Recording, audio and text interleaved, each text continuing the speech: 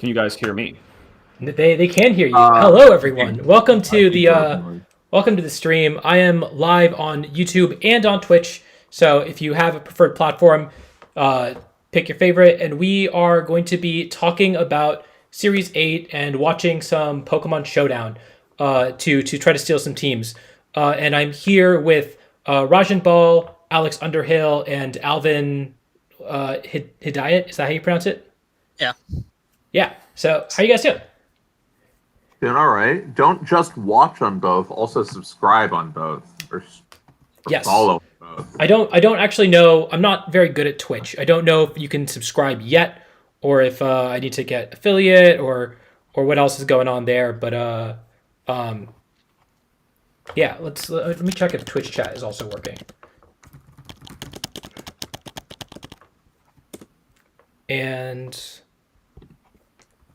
yeah, you are not late at all, Charlotte. We just started.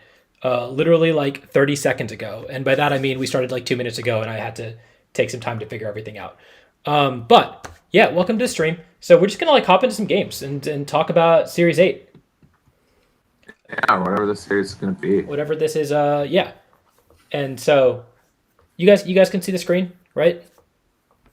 Yes. Yeah. Cool. Oh, I also got this Okay. this cool overlay for when we're actually watching games. Well, we're watching games now, so let's use that overlay. Yeah. Adi, I'm going to message you a dot so that I can click on your name and join the game that you're watching. Okay, sounds good. Oh, that's so sick. You're going to get Jimmy dots. messaged you back. Yeah. Very quick game. All right, well, you watched a winner. Watched a let's do this one. They knew we were watching. So for context, everybody, there is no ladder until the series actually begins on February 1st. But we've been running Series 8 room tours around the clock. Well, probably not around the clock. Depends on when we have people online. But we've been running them pretty frequently. And we're just going to be hopping in games and stealing teams and thinking about what's going on. Because all of these teams look drastically different. And we see... The only Pokemon in common on this one is a Venusaur, so that's exciting. Yeah, this week was supposed to be ladder roulette, and of course there's no ladder, so we had to figure something else out. But yeah, this is gonna be fun. Is the stream lagging? Do one of you guys want to check the stream on either YouTube or Twitch and see? It's a little laggy, but it's not that bad. Okay, let me know. It might be like I don't know. I thought my computer can handle it. I did get a new computer, but if people keep complaining, I'll try to do something about it, and if not, we'll see. But yeah, so this game, first off, there's a Ditto, which I think is really cool. I think Ditto is like super underrated. I think it's a real Pokemon this format.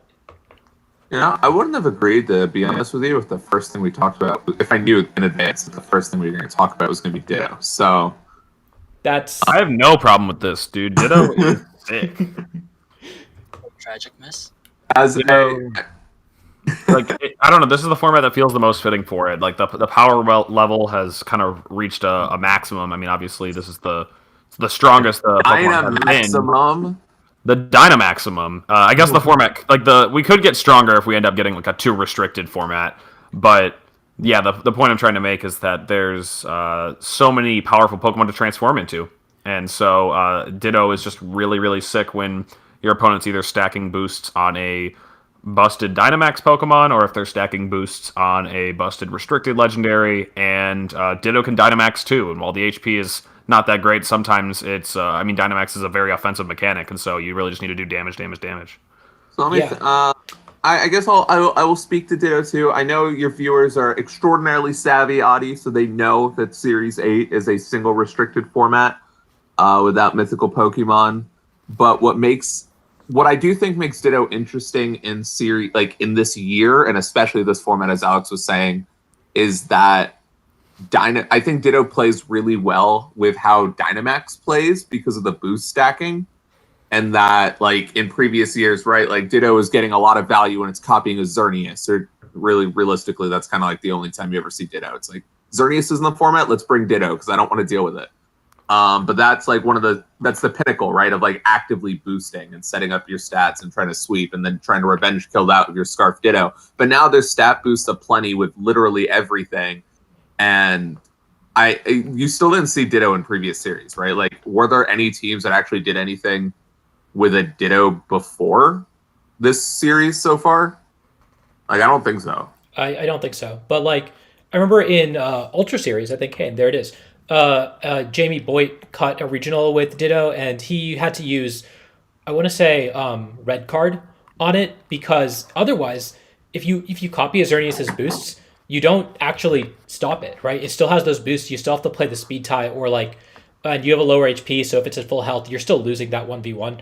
But now there's other Pokemon that boost their stats that just KO themselves, right? So like, especially Like Ghost Thunderous Rider is the big one, yeah. Calyrex Ghost, where it just if it gets a couple stat boosts, which is really easy to do if it takes KOs, it gets stat boosts, right?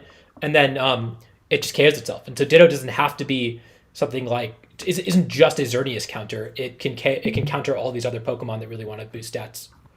And what's kind of cute then is like it also like encourages you, right? Like you can kill the Pokemon that's next to the Calyrex and just let Calyrex take a double knockout.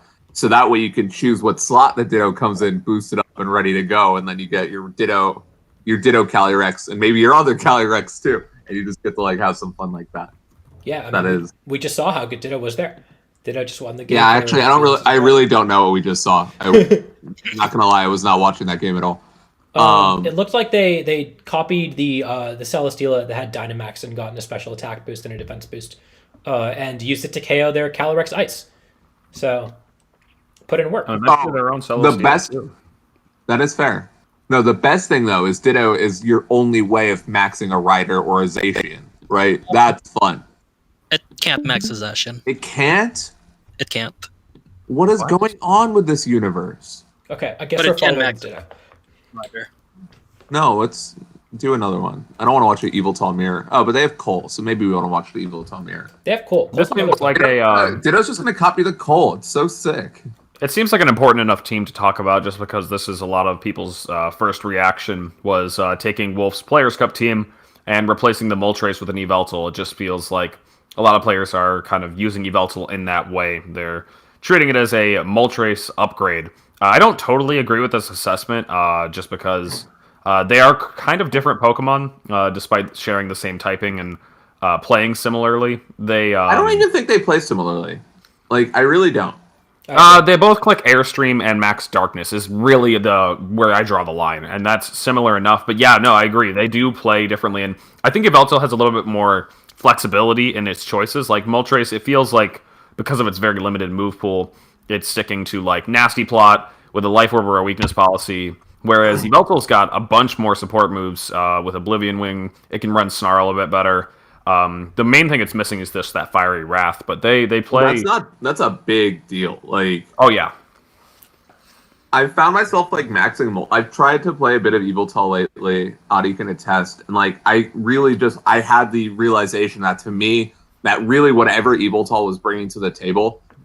I haven't gotten to play with Vest Yveltal yet, so maybe that feels different.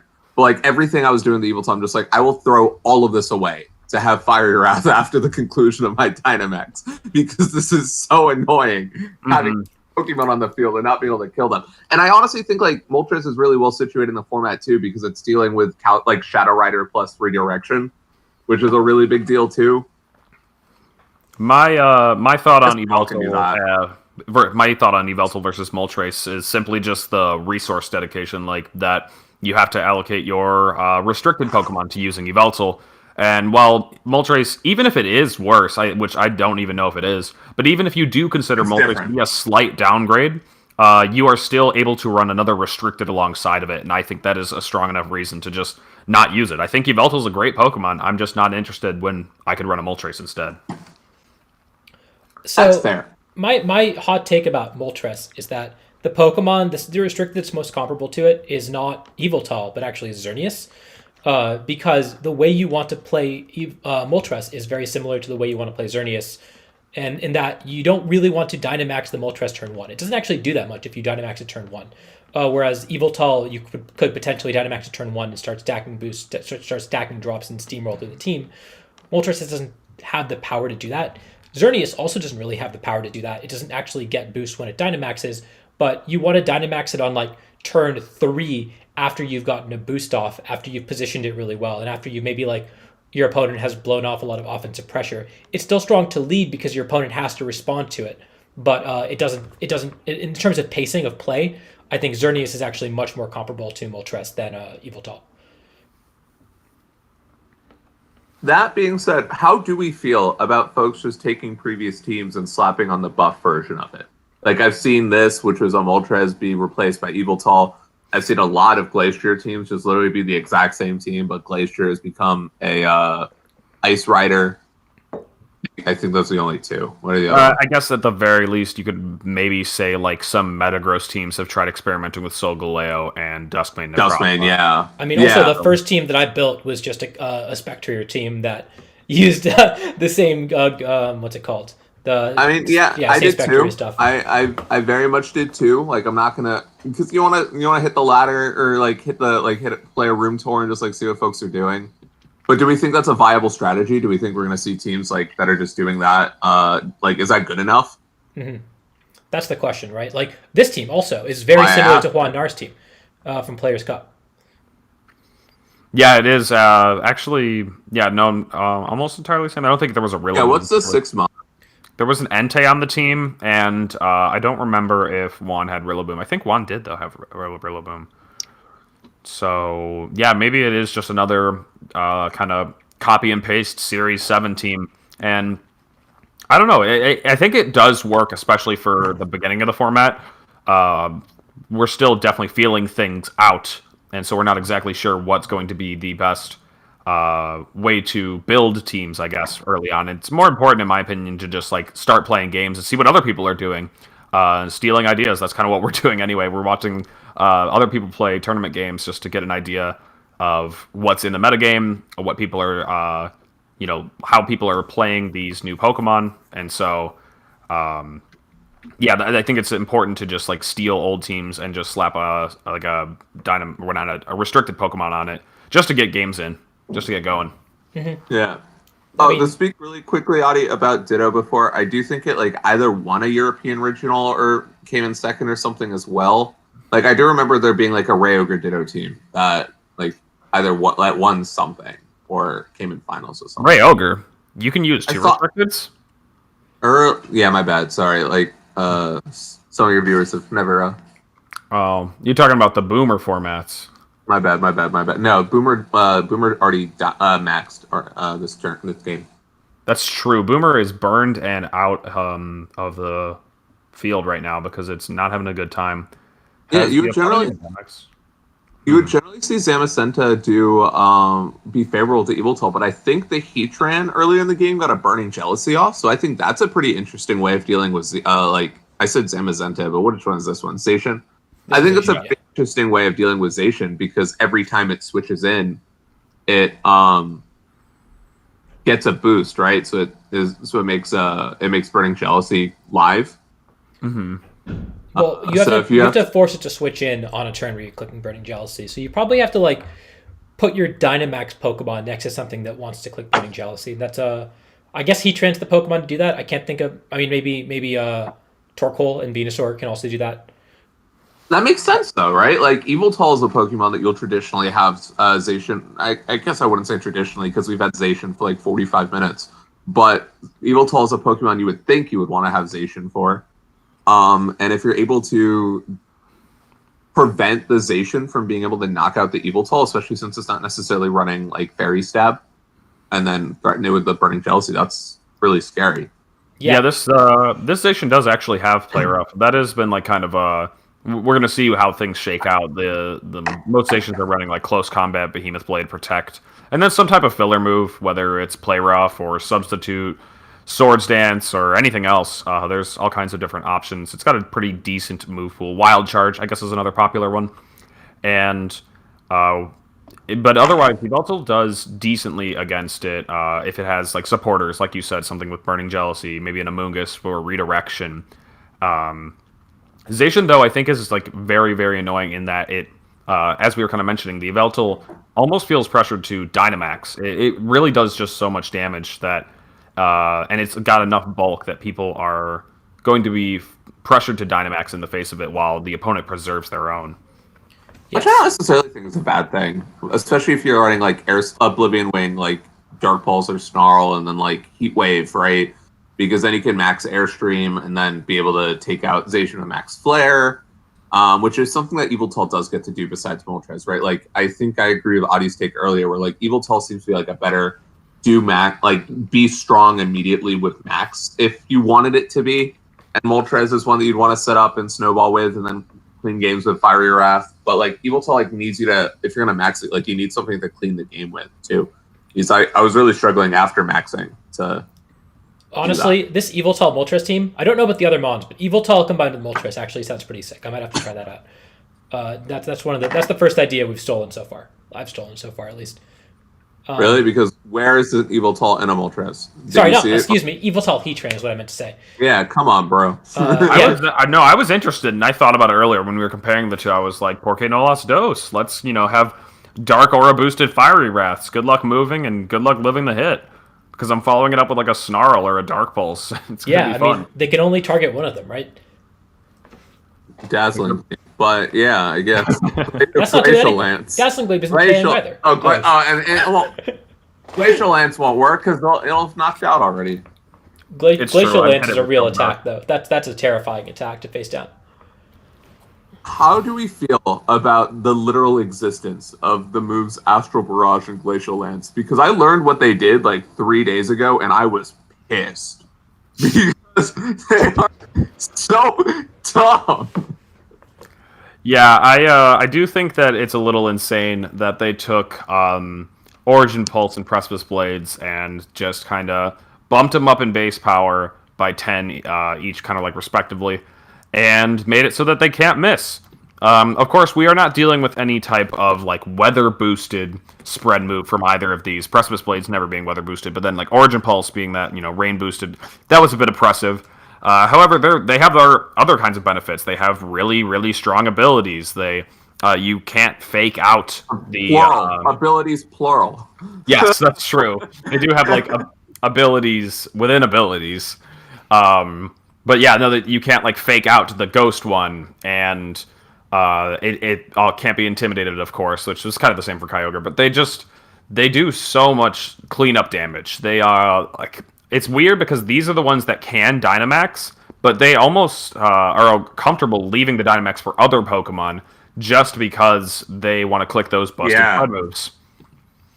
I've had so many games where I'm just like, I use all of my Pokemon, including my Max, to do like 55% to each of my opponent's Pokemon, and then bring it to a 4v1 with Calyrex, like with Shadow Rider, and just like, all right, cool, I win.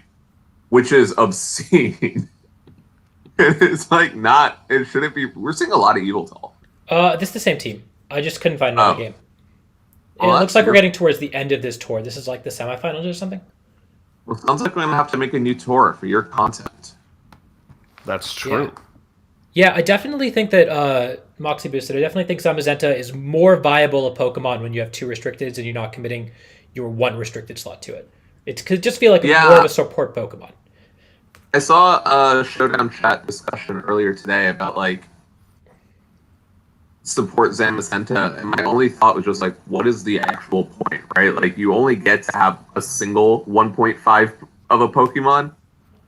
So it's got some fun support moves in Coaching, Helping Hand, Howl. Like it supports other physical attackers well, while also still having access to the crazy cool, I don't know what the name of those, like what's the general name to refer to all those moves, but the ones that hit Dynamax for double damage. Behemoth Bash?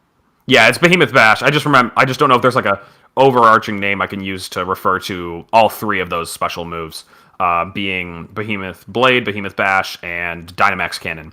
And it's still really solid to have. Like the Mon's got like incredible stats, incredible bulk, it's got a +1 defense. But yeah, it just doesn't seem probably strong enough in a format where you have to dedicate one of your whole one restricted to using it. It'd be pretty cool next to some partner Pokemons. Coaching your Groudon would sound pretty sick. Unfortunately, we're gonna have to wait to maybe a later format to be able to do something like that. Yeah, coaching your Groudon and clicking Wide Guard if they try to use a Kyogre against it. That definitely sounds like a real option.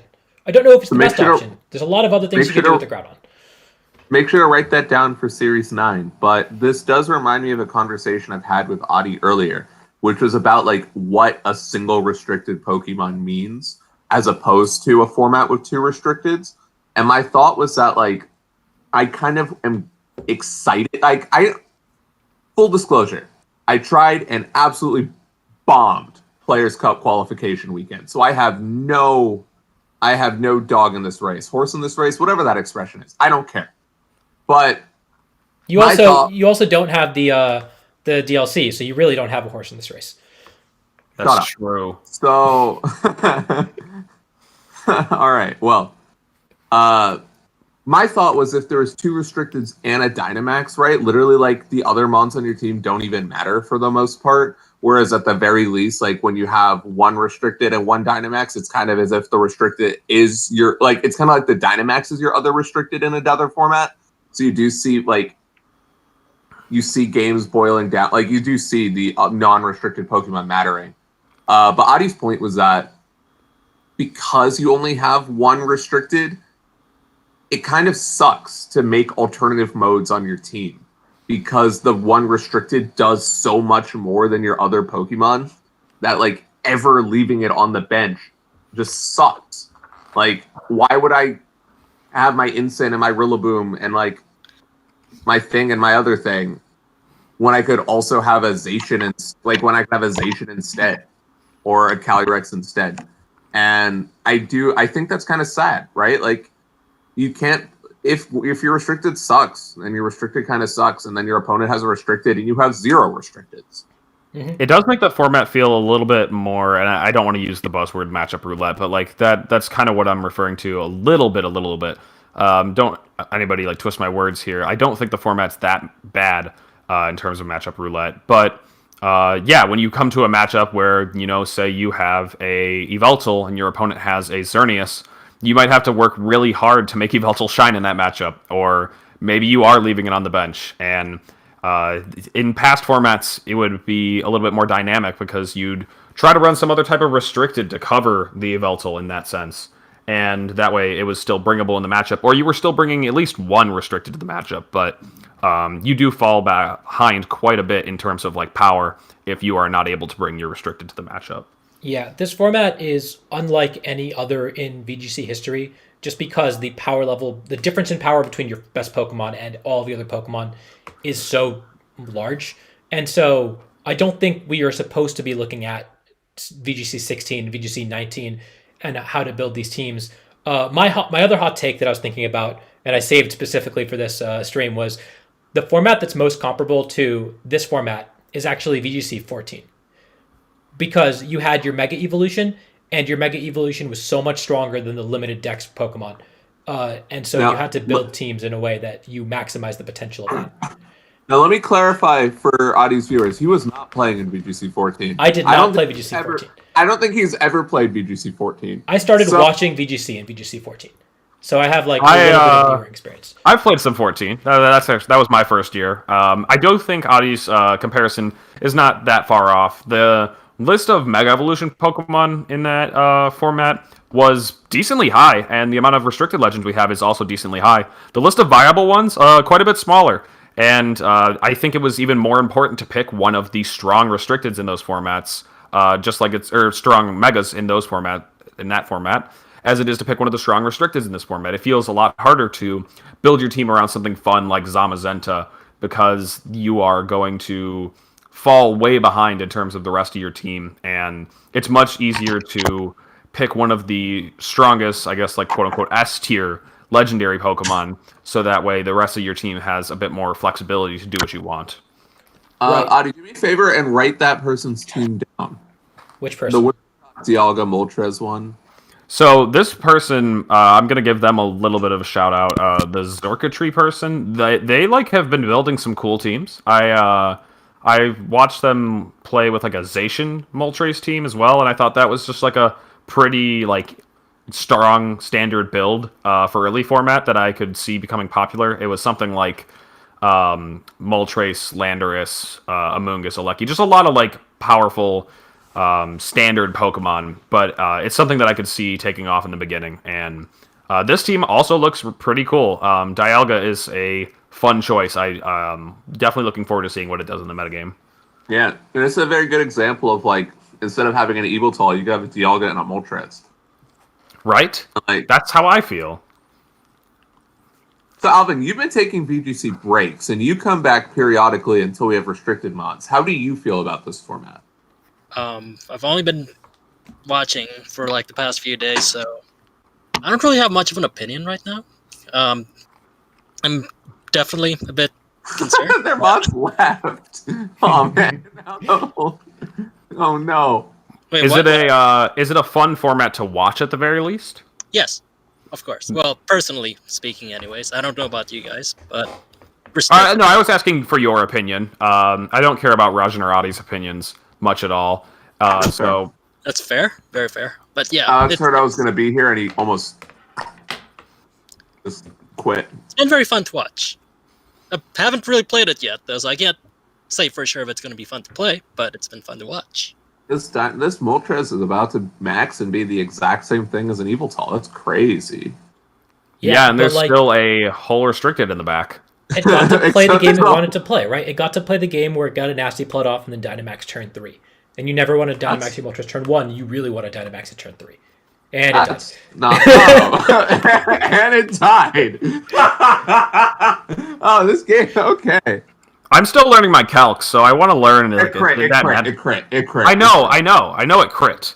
I'm still learning my calcs. It definitely mattered. Moltres does have a very solid special defense stat of like 125, so it probably mattered. But like also, Kyogre has like a really insane special attack stat, clicking a single target 150 base power water move. We don't get to see that a lot. Like, I don't know. It very well could have just destroyed it, and I would not have doubted it. Or how much do you think this Max Geyser? Oh, whoa. What? Yeah, they lose now because that happened. Brick break. Let's go. That's a world's winning move if I've ever seen one. So, all right, Alvin, you do the calc for us, please.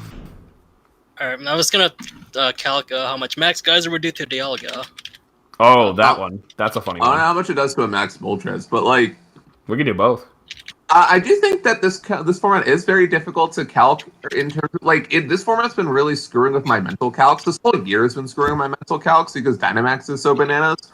But this format specifically has been screwing with my mental calcs because I'll look at a board and kind of be a little worried, and then 2 seconds later, it's all the Calyrex killed everything anyway. What item should I put in the Kyogre? Let's see what a Mystic Water. Put a Mystic Water against max HP Dialga? No, Moltres. I don't care about Moltres. Moltres, okay. Moltres. It's Dynamax. Yeah, both are max. Oh, that's the wrong Moltres. Whoops. That one died.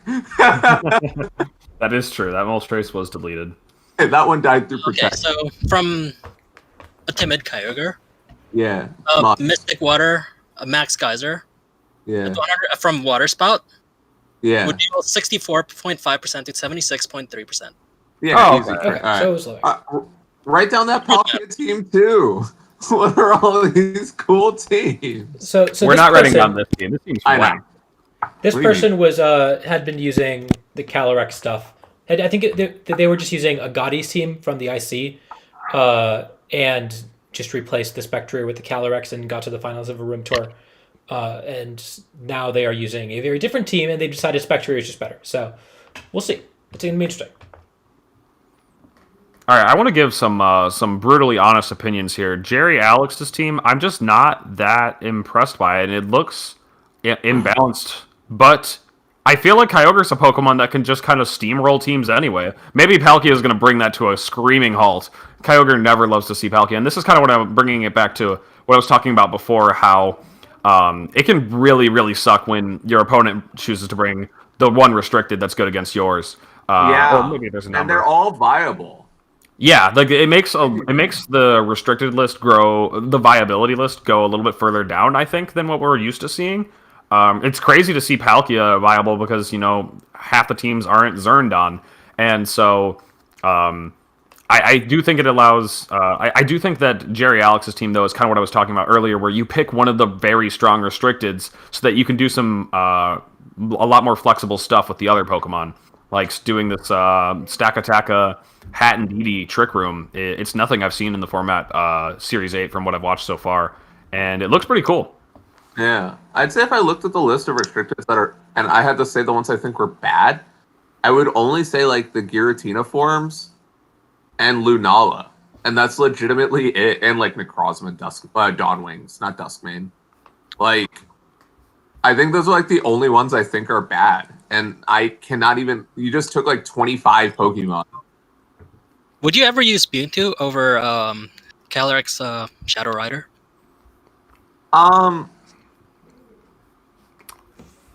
Maybe Mewtwo's bad, too. I can think of only one thing that it has over Calyrex, and that's... It has Hurricane, which is crazy.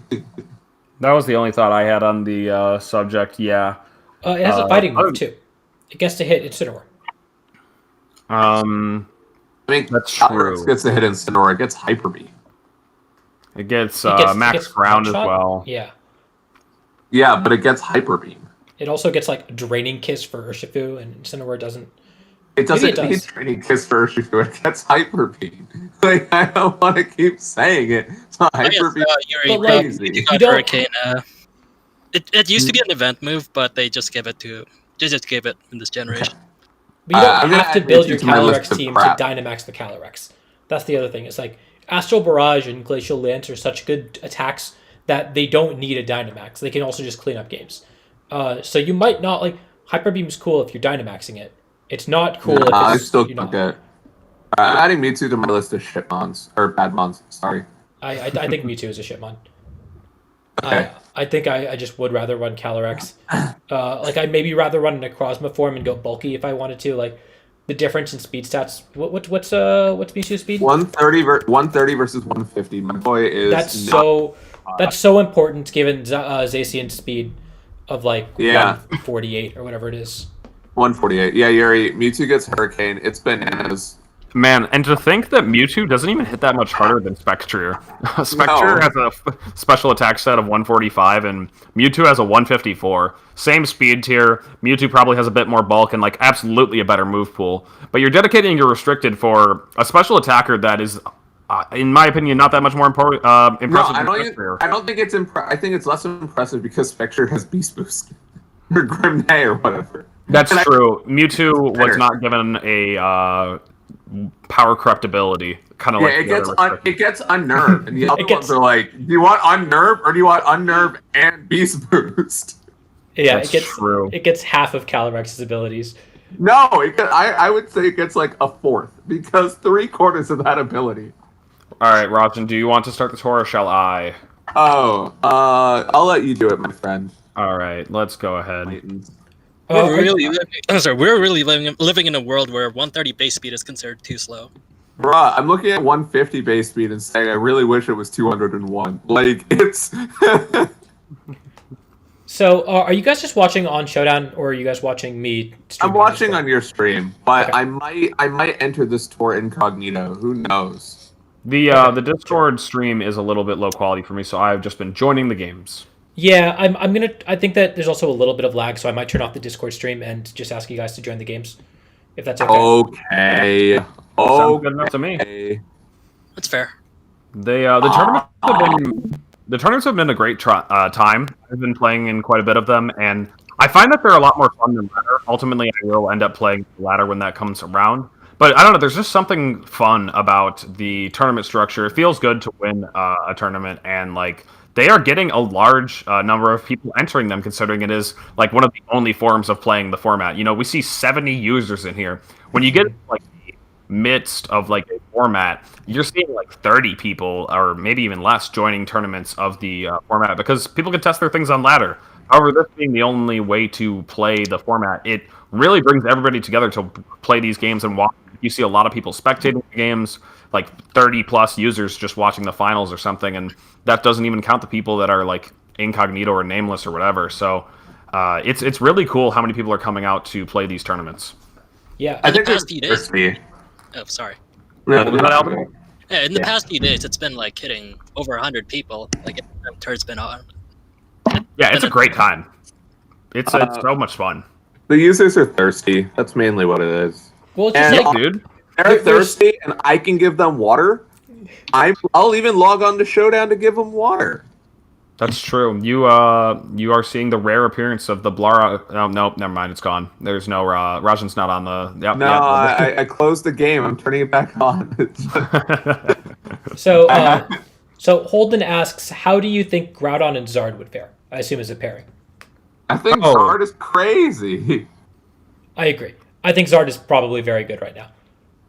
There's a lot of good games to pick from the start here, Adi. I'm not sure exactly which one you were watching, but I think I see like Brady is playing. I think John Who is playing. I haven't picked one yet. So if you So go to let's go ahead and jump on. Let's go and jump on board with my good buddy John Who. Okay, if you jump into one, I will just follow On you there. who? John Who All right. using my gosh, none other than Is it still Rayquaza. Articuno stuff? I mean, it's still Articuno boy. stuff, but it's also Moltres stuff, but it's also comfy Rayquaza stuff. There's some stuff here, for sure. Against the Zamazenta Thunderous. Yeah, that's going to be a fun game to watch, and Wait, yeah, what at this game are point, you guys in? we're watching John Who. Okay. You can always send me a message, and I can message you back, so you can. Yeah, join but the that game. involves messaging you. Yeah, that's true, and we try not to talk to each other. So there's like so many games to watch. Obviously, those numbers thin down a little bit more as the tournament goes on, and that's kind of a way to also screen the teams that you're looking at to see if a team was capable of making it to the top 8 of one of these room tours. It was able to win a couple of games. Wait, you mean you don't think that Spiritomb is going to make it to the top 8? No, John Who's going to get destroyed by Spiritomb. it's lurking in the back, and there's nothing John can do about it. Alright, I'm gonna make it clear I've already lost in this tournament. Nice. That's fine. We didn't expect much more from you. I lost turn 1. That sounds about right. The last few times I've watched John, he's had a weakness policy on Ray, so I wonder if he's still gonna keep using that. Lapras that's kinda cool. is boy. What is that's Behemoth Bash. Okay. And a Resonance. That's gonna hurt. That definitely really hurt. There's the And weakness it's also policy. policy. So Does- policies around. Does Ray still have E-Speed? Yeah. I don't think they took that away from it. I guess they did take away extreme speed from Zygarde. They took it from Zygarde. Yeah, they took it from Zygarde. Speaking of Zygarde, so hi Bass, what is your opinion on Zygarde? So I've played 3 tournaments with it and lost round 1 every single time. I am giving Zygarde a bit of a try. I was using a team with it earlier, and I think it's going to be just fun. I don't think it's going to be the most viable option. Having 4,000 HP with Dynamax and maxing is pretty cool. It can use Max Wormwind to buff its physical defense by lowering theirs, of course, and Max Quaking to boost its special defense. So it's a Pokemon that can almost live forever. However, its move pool is a little bit whack this game. They took away extreme speed. It's going to be running a dragon move, and the moves it has as dragon moves are really awkward. It's running either Breaking Swipe, Scale Shot, or Outrage, which all have their own merit. I don't know. There's nothing consistent about it. It feels like a very weird Pokemon to use. I'm definitely going to have some fun playing with it, though. I really want Zygarde to work, not in part because it's my favorite mon, but if anyone's ever played Dynamax Adventures against Zygarde, it's absolutely one of the most terrifying things you'd ever run into at the end of the game. So, yeah, that makes sense. I mean, it totally makes sense, especially when it's Dynamaxed for the entire time. And it also gets to click some of its regular moves. Zygarde's got some great regular moves. Both 1,000 Arrows and 1,000 Waves have some solid use. to support either itself or its teammates. So it also does it still have Core Enforcer? I don't think that's ever going to get used. I don't know if that move. I didn't know if that move got completely deleted from the game. Yeah, it's still in the game. Okay. Yeah, so that was always a weird one. I don't know if that's going to be the pick. You have to move first to get it off, though. That's the problem. Yeah, that is the problem. Last. I have definitely been muted. The foes move first. I see. I have been very muted this entire time. I was finishing my bowl of cereal, but Alvin has been using Dynamax for longer than we all have because of Zygarde. So I guess that's true. That is so let's true. hop into this game. All right. That's a shuffle. But I was giving my thoughts on Zygarde, but only to myself, and my primary thought was I have entered 3 room tours with it and lost round 1 every single time. So we did hear the. Oh wait. Okay. Oh, did I say that? I don't recall. You did say that. Part. Also, this game is one of the people does not have a restricted, so I think we're going to hop into a different one. What game? No, I liked your stream before. Oh, there's a shuckle. Here, we're going to do this one. I've switched out of that game because one of them just don't have a restricted. Alright, I have to keep stalking Lobby and I don't like it. You do. It is Candle Blue versus Train Man Anime. I'm having flashbacks. Wait, Adi, what account are you on? Are you on CK49? I'm on main, CK49, yeah. Are you voiced? You're not. No, I'm not. Hey, you have the power to change that, by the way. Yeah, I have the power not to as well. Oh, okay. So and here we see the Berserker, which has the ability Steely Spirit. Train Man Anime beat me in 1 turn during this tournament. Okay, so hold on. I don't think they realize that Vikavolt has them right where they want them. Dude, so the Vikavolt. Berserkers, they come back. No, that Groudon is dead. Watch, it's gone. It is gone. Oh, I believe it. Once they got rid of the Vikavolt. Vikavolt resists Zacian's stabs, dude. My first idea of the format, the first thing I wanted to build was Berserkerization, and now I don't have to because it's right here. Berserker has, at the very least, a decent move pool. It has Fake Out, so you can't fault it too much. I think it also gets U-turns. So it's like actually not bad. If you run like Assault Vest with max, they have Balloon, which I think is silly. But if you have Assault Vest with like max bulk, you're dodging 2 shots from Astral Barrage, and you just kill it with Lash Out. It's bananas. Gone. Everything is gone. The mon is crazy. Okay. Gyro Ball. Whoa. All right. I disagree with. I'm gonna make some changes to their team for sure. But I didn't even realize it learned Gyro Ball. It learns Gyro Ball. But like, look at the mon. He has an iron head. Use that. Oof. Yeah, I might have made some. I'm gonna make some changes. But you're playing Berserker Zacian like you'd play Weezing Regigigas, where Berserker is just like a Weezing. It has Fake Out, which makes it better than Weezing. No, it also does damage. That Vikavolt has to be choice specs, right? It must be specs, yeah. So much. Yeah, you don't after you like it did 90%. That yeah. So that's the other thing, right? Like you kind of see on a lot of these teams so far that, and I don't want to keep bringing the conversation back to Moltres, but you really do like a Moltres really does feel like 3/4 of a restricted mod, right? Yeah, I mean, I think somebody mentioned in the chat that Lapras and Colossal are great max options, and so is Moltres. Like, those are like 3 of the Pokemon that feel the best to max when you're not trying to max one of your restricted and Pokemon. Lando. I honestly think Landorus is better this format than it was in the last format. Yeah, you think that. I do. That's why I said I think that. Yeah, you think that, yeah. I think that as well. I don't think it's I think it's good not because it's a good Dynamax Pokemon, because this is the first format where it does stuff when it doesn't Dynamax. Like last format, there was Rillaboom everywhere, and it wasn't actually doing damage. And now it's okay if it doesn't do damage because most of your damage is being done by one Pokemon. It just like does really well into a lot of the restricteds. So my thought, yeah, exactly. That's the thing, right? Like I think it has a pretty wide matchup spread into restricteds. And then when it doesn't kill literally everything, you also have a restricted. And I think that boosts Lando's max. Because Lando does suck after it maxes. But you have another mon that doesn't suck after Lando max. And it's crazy. Speaking of non-restricted Dynamaxes, how do you guys feel about Thundurus in this format? Thundurus seems really good. Thundurus is also another Pokemon that, like Vikavolt,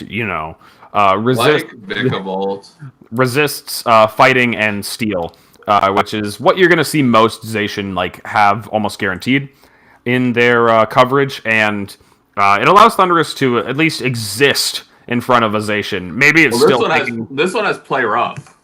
This one does have Play Rough, and so that's going to hit it pretty hard. Honestly, I think Behemoth Blade might even be 2-hit KOing, just because of how absurd this Pokemon is. But at least, I think it's important to have Pokemon that are Dynamaxing that resist Steel, just because while you are still taking full damage from the attack, you are resisting it and are much more likely to live the hit.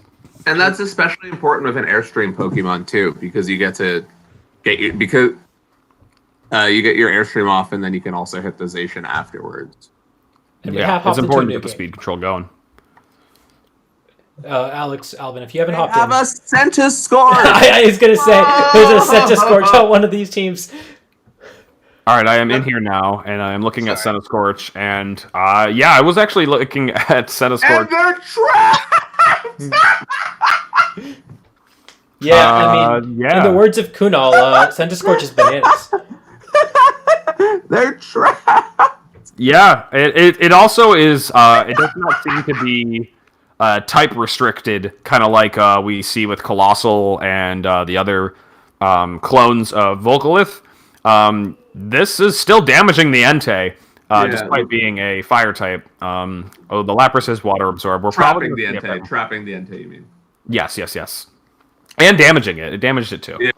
Lapras being Water Absorb is probably a really good adjustment for the format. I think, honestly, now this is making me want to try Ogre Sandaconda as opposed to Centiskorch, because I think Centiskorch kind of... Well, I mean, Centiskorch is bodying Zacian. Wow! That's so cool! Okay, so you can use Centiskorch to body the Zacian, because Sandaconda also bodies Zacian. Yeah, but it's still taking full damage from Behemoth. Full damage from Behemoth Blade. Whereas Centiskorch resists Fairy, Fire, or Fairy, Fighting, and Steel. And then if you have a restricted that,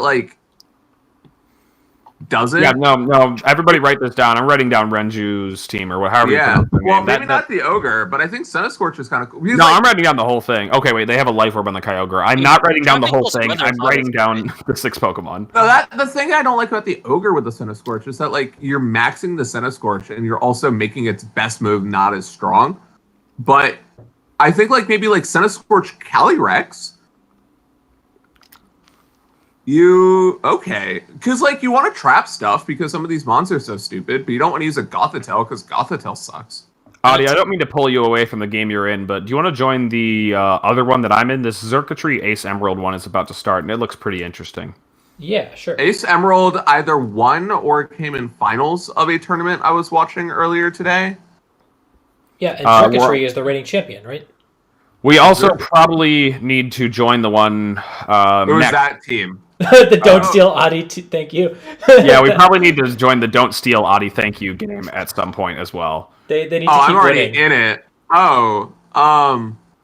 Let's save that one for after though. Let's look at this Dialga game and see where that's going. Oh yeah, we don't want to watch that game. This is a Dialga mirror. So it's a Dialga, whatever. It's got Adamant Orb, which is basically just the type boosting item for both of its stabs. It's it's holding a... Oh boy, pop quiz. What's the steel one? Steel plate? Metal coat? Metal coat. That's what it is. Okay. It's a metal coat and a dragon fang. Yeah, packed together. It's an alright item. I think it is just really good if you need the Life Orb elsewhere. I think on their team, I think they probably have Policy on Moltres, Life Orb on Lando, and then they still get to have a boosting item for the Dialga, which is pretty cool. Yeah, I like it when you already have the good items taken, because again, Dynamax really enjoys Life Orb and Weakness Policy. This item is still solid though, and Palkia gets something similar for its stabs, the Lustrous Orb, I believe. And that Finny's gone. The Finny is just out of there. I actually like that a lot. That's a lot of synergy with Moltres Lando too, because Lando, I've really wanted to have the Life Orb on it because of its matchup, because of its like matchup spread against restricteds being a lot better when it has the life orb, so it can do damage with the Max Quake. And then Moltres wants the policy pretty much all the time. I like that a lot.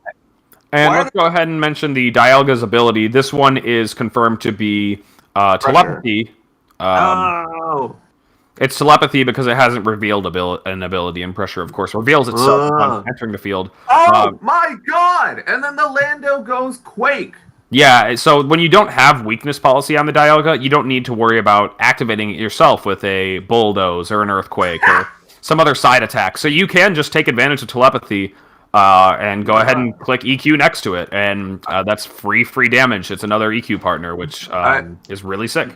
Zerkatry's team is also so cool. Yeah, both of these teams are really awesome, and I'm writing this one down too. Dialga does also get body press. It's at +3 defense right now. It would be pretty funny if it just like slammed that Dialga with a body press right now. I don't think that's gonna happen, but that would be fun. What was the other team I thought was cool and told you to write down, Adi, but I didn't actually write down? Oh, I took a screenshot of it. Oh, was it? Okay, cool. No, I can't do that. Here, let me pull it up. It's, see, if Ace Emerald's Dialga was telepathy, that Bulldoze was not gonna work. No, wait, this is the team. This is you told me to take a screenshot of Zerkatry's And team. the Dialga has revealed body press. Oh, was it Zerkatry's team? Yes. Oh, okay. You might have said one more that I didn't pay attention to. No, it was this and the Senscorch. Alright, okay, cool. The fact that I forgot what the team was and got impressed by it again probably says I really like. What's Don't Steal Adi Thank You doing?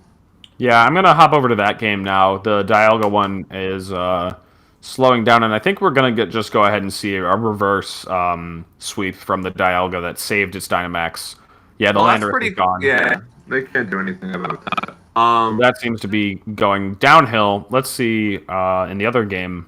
That does happen a lot in this format, I think. Like, you could really snowball because of, again, just like how much value you're like. If you save all of your resources and your opponent used their like front-loaded their Dynamax and has their restricted, and then you saved your Dynamax for your restricted, that's like exponential damage. They're not really able to handle that. Mm-hmm. All right, Alex, where are we going now? Don't Steal Adi. Yeah, we're watching the Don't Steal Adi. Oh, good. Yeah. So I'm still watching that right now. What turn are you on? I just did a replay, so I'm turn 1. Okay. Yeah. So in the beginning, we just kind of see some like passive. Both players not really like trying to blow anything, but I think the Regieleki goes down pretty early, which is and the Volk. Ideal. How do you feel about Volcarona? Because people think, like, I know I've been seeing it because of Zacian, but I think it's bad. So it can redirect it. It resists the attacks again. I mean, it is the same type as Centiskorch. But Centiskorch sounds good. This mon does get Flame Body. Actually, Centiskorch might get Flame Body too. Let me check that. I would probably still want White Smoke because Instant's the most White Smoke is a fantastic ability. As heck. And so, yeah, but the Volcarona can redirect and burn the Zacian if it does get the Flame Body proc, which is absolutely something different than Centiskorch. So I would say they are in no way the same mon. They're definitely different Pokemon. I know. But I do think Volcarona is solid. I have not actually ever considered adding it to a team in all the teams that I've built so far. So maybe I'm just wrong. But I think it's a solid enough option that probably deserves more consideration. It's like, sure, it's good against Zacian, but then you have to build a team such that your Dynamax loses to Zacian and also doesn't like steamroll to Zacian, right? Like I feel like most Dynamaxes, if you get a boost, you're just outspeeding and KOing Zacian anyway, or you just have a defense boost and they can't. No, maybe it would be like a Volcarona like Zerkatry kind of, Volcarona Xerneas kind of team. Like I know that folks were using Volk Xerneas, right? Like even up until like that, like Coco Xerneas Volk, right? Like Burns used that at Berlin last year or something. Not Berlin. Yeah, he got top 4 at Oceania and Australia. And I think that like Alecki Volcarona Xerneas probably would work. Oh, you're in Don't Steal Adi, thank you, team. Now let's go to Jason05 versus Gibbon. Okay. Okay. Let's go to that. Let's go watch that. We haven't watched either of those players yet, and now we're seeing our first Ho-Oh. I'm gonna hit the first turn button. Ho-Oh bought Zacian, and now the Zacian is kind of bad. Well, the Ho-Oh is bad too. I guess there's a Lando. This is like, is Ho-Oh supposed to be offensive? This seems like a very aggro team, and Ho-Oh is a very bulky Pokemon. Oh, let's go. It's definitely policy. You don't have Raichu with it.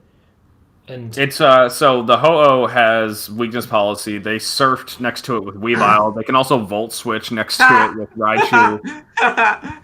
They've got weakness policy activation methods abound. Like there's all kinds of options. That Landorus just got triple axled. No, only one hit. This is rigged. How do we feel? Yeah. Go ahead. I was gonna say the other team though, the Landorization team is a strong example of a team that really takes advantage of Zacian's inability to Dynamax, but still be a solid offensive Pokemon. Having it sit behind screens is awesome. Lapras, gets to take the lead with the Dynamax in that sense, and it's not stealing it away from your Dynamax Pokemon while you're a restricted Pokemon. While your restricted Pokemon is definitely still getting the most bang for buck. How do we feel about Ho-Oh now, right? Like, we now get all of the hidden abilities on the Pokemon that didn't have them. I don't actually even remember what didn't have it besides Ho-Oh, if I'm being honest. But Regenerator Ho-Oh, does that make it a lot? Or, do we think Ho-Oh's even worth it when it's your only restricted? That's my thought, is that you need to bring your restricted to every game in this format. Like, pretty much every game. And Ho-Oh has some pretty bad matchups. Like, it's not going to be good against Kyogre. It's not going to be good against Palkia. Like we just saw, it's not going to be good against, like, things that have strong rock types. Yeah, I mean, Landorus, it's more okay. It's just get intimidated, which is really bad. Like, Nihilego is really awkward for it, because I'm pretty sure it just knocks it out with Meteor Beam. So, like, all these, like, even if it Dynamaxes, all these things are really bad for Ho-Oh. And so it becomes very awkward to position. And if your opponent has multiple of these things, or, like, just has a Kyogre team. Lucky, for example. Yeah, I mean, like, yeah, there's so much stuff that, like, you have to account for when you're running Ho-Oh, and I feel like just matchups where you don't want to bring it, and I don't want to run a restricted where there's matchups I don't want to bring. Yeah.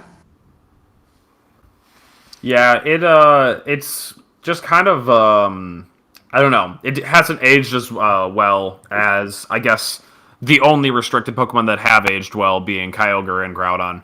A lot of the other legendaries pre-Gen 6 are that is true. Like that, we just see a lot of power creep. Is the thing? Well, they aren't Calyrex. Is the thing. Well, that's the thing. Like Calyrex is the latest crazy, and like the gen before this, we had like Necrozma, Solgaleo, Lunala, and the Necrozma forms are doing okay. I guess maybe just like Duskmane. Lunala is not looking. Lunala is not looking great. I also don't think Dawnwings is good. However, like then the gen before that, we have X and Y, and it seems like the trend is that the more recent legendaries are going to be the ones that are dominating the field. Yeah, besides, of course, besides the broken weather abilities, those Pokemon are timeless and are never going anywhere. Well, like also Xerneas. I think that Xerneas is always going to have a place. It's just somehow Xerneas is not the best Pokemon in this format. It's probably like the 6th best restricted right now, but it's still very viable. I think it's because Dynamax checks Geomancy is really what it is, right? Like when Xerneas was the only Pokemon that got stat boosts in previous formats, which it like really was. It was the only one that was boosting itself, and it was the only one that was like capable of really boosting itself, especially to that degree. Whereas now you just check Xerneas by doubling your bulk and applying special defense boosts, or doubling your bulk. It also helps. Yeah. It also helps that Xerneas' max moves don't give it enough. Yeah, exactly. Unless you're running Flash Cannon. It's not giving itself. We have seen Flash Cannon. Like it's not giving itself boosts when it still has to press a turn to Geomancy, which is almost too slow. And if you're saving and if you're trying to clear the way for a Xerneas sweep, I really think that you just don't get the time to deal with your opponent's offense and then the turn to set up Geomancy. And if you were going to do that and get that time, you were probably going to win with early game Xerneas anyway. I don't know. I disagree. I feel weird about it. I think that you're going to have chances to get off a Geomancy in the mid game. I think that mid game, but I've been seeing a lot of late game Xerneas. Yeah, well, I think the idea is, it's really bad into opposing Dynamax, but if you can force out your opponent's Dynamax, then you're in a really good spot. And so you're playing like with other good Pokemon that want to Dynamax and then have Xerneas kind of clean up games. Or in the mid game, you can Geomancy, and if your opponent's been chipped down with other stuff, then you can Dynamax it on its own. So my issue with that is just then, like, your Xerneas isn't a part of your game's main offense, right?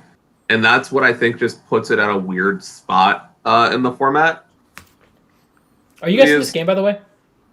Yeah, I am. You guys just need to join the games that I'm in. So, Rajan, are you... Okay. I'll send you a dot, and I will send Alvin. Fine. This game is just getting over, but there is a Centiskorch, and it did click Coil. Yeah, that's what I was going to say, is why are we using Zygarde when there's Centiskorch right here? That's true. Yeah, I really am very unimpressed with Xerneas right now. I feel like if you want to enable it, you're not... you have your team plus Xerneas, and that feels very different than Xerneas has traditionally felt. Okay, Alex, I'm just going to follow you. All right, that sounds fine. Let's hop in on this Palkia game with Shedinja. Okay. We're actually on turn 1. That's fine. We're starting turn 2. That was the game I was in. Ooh! Oh, wait, Rajan. We have another instance of Palkia is definitely not a weakness policy candidate, considering it's only weak to Dragon and Fairy, and that's not exactly convenient. However, that means it's great for telepathy, and we have Landorus, who's clicked Swords Dance next to it. It can do whatever it wants. And it can hit the Shedinja. That's true. It can click Explosion here. It could click... Oh, it clicked that one.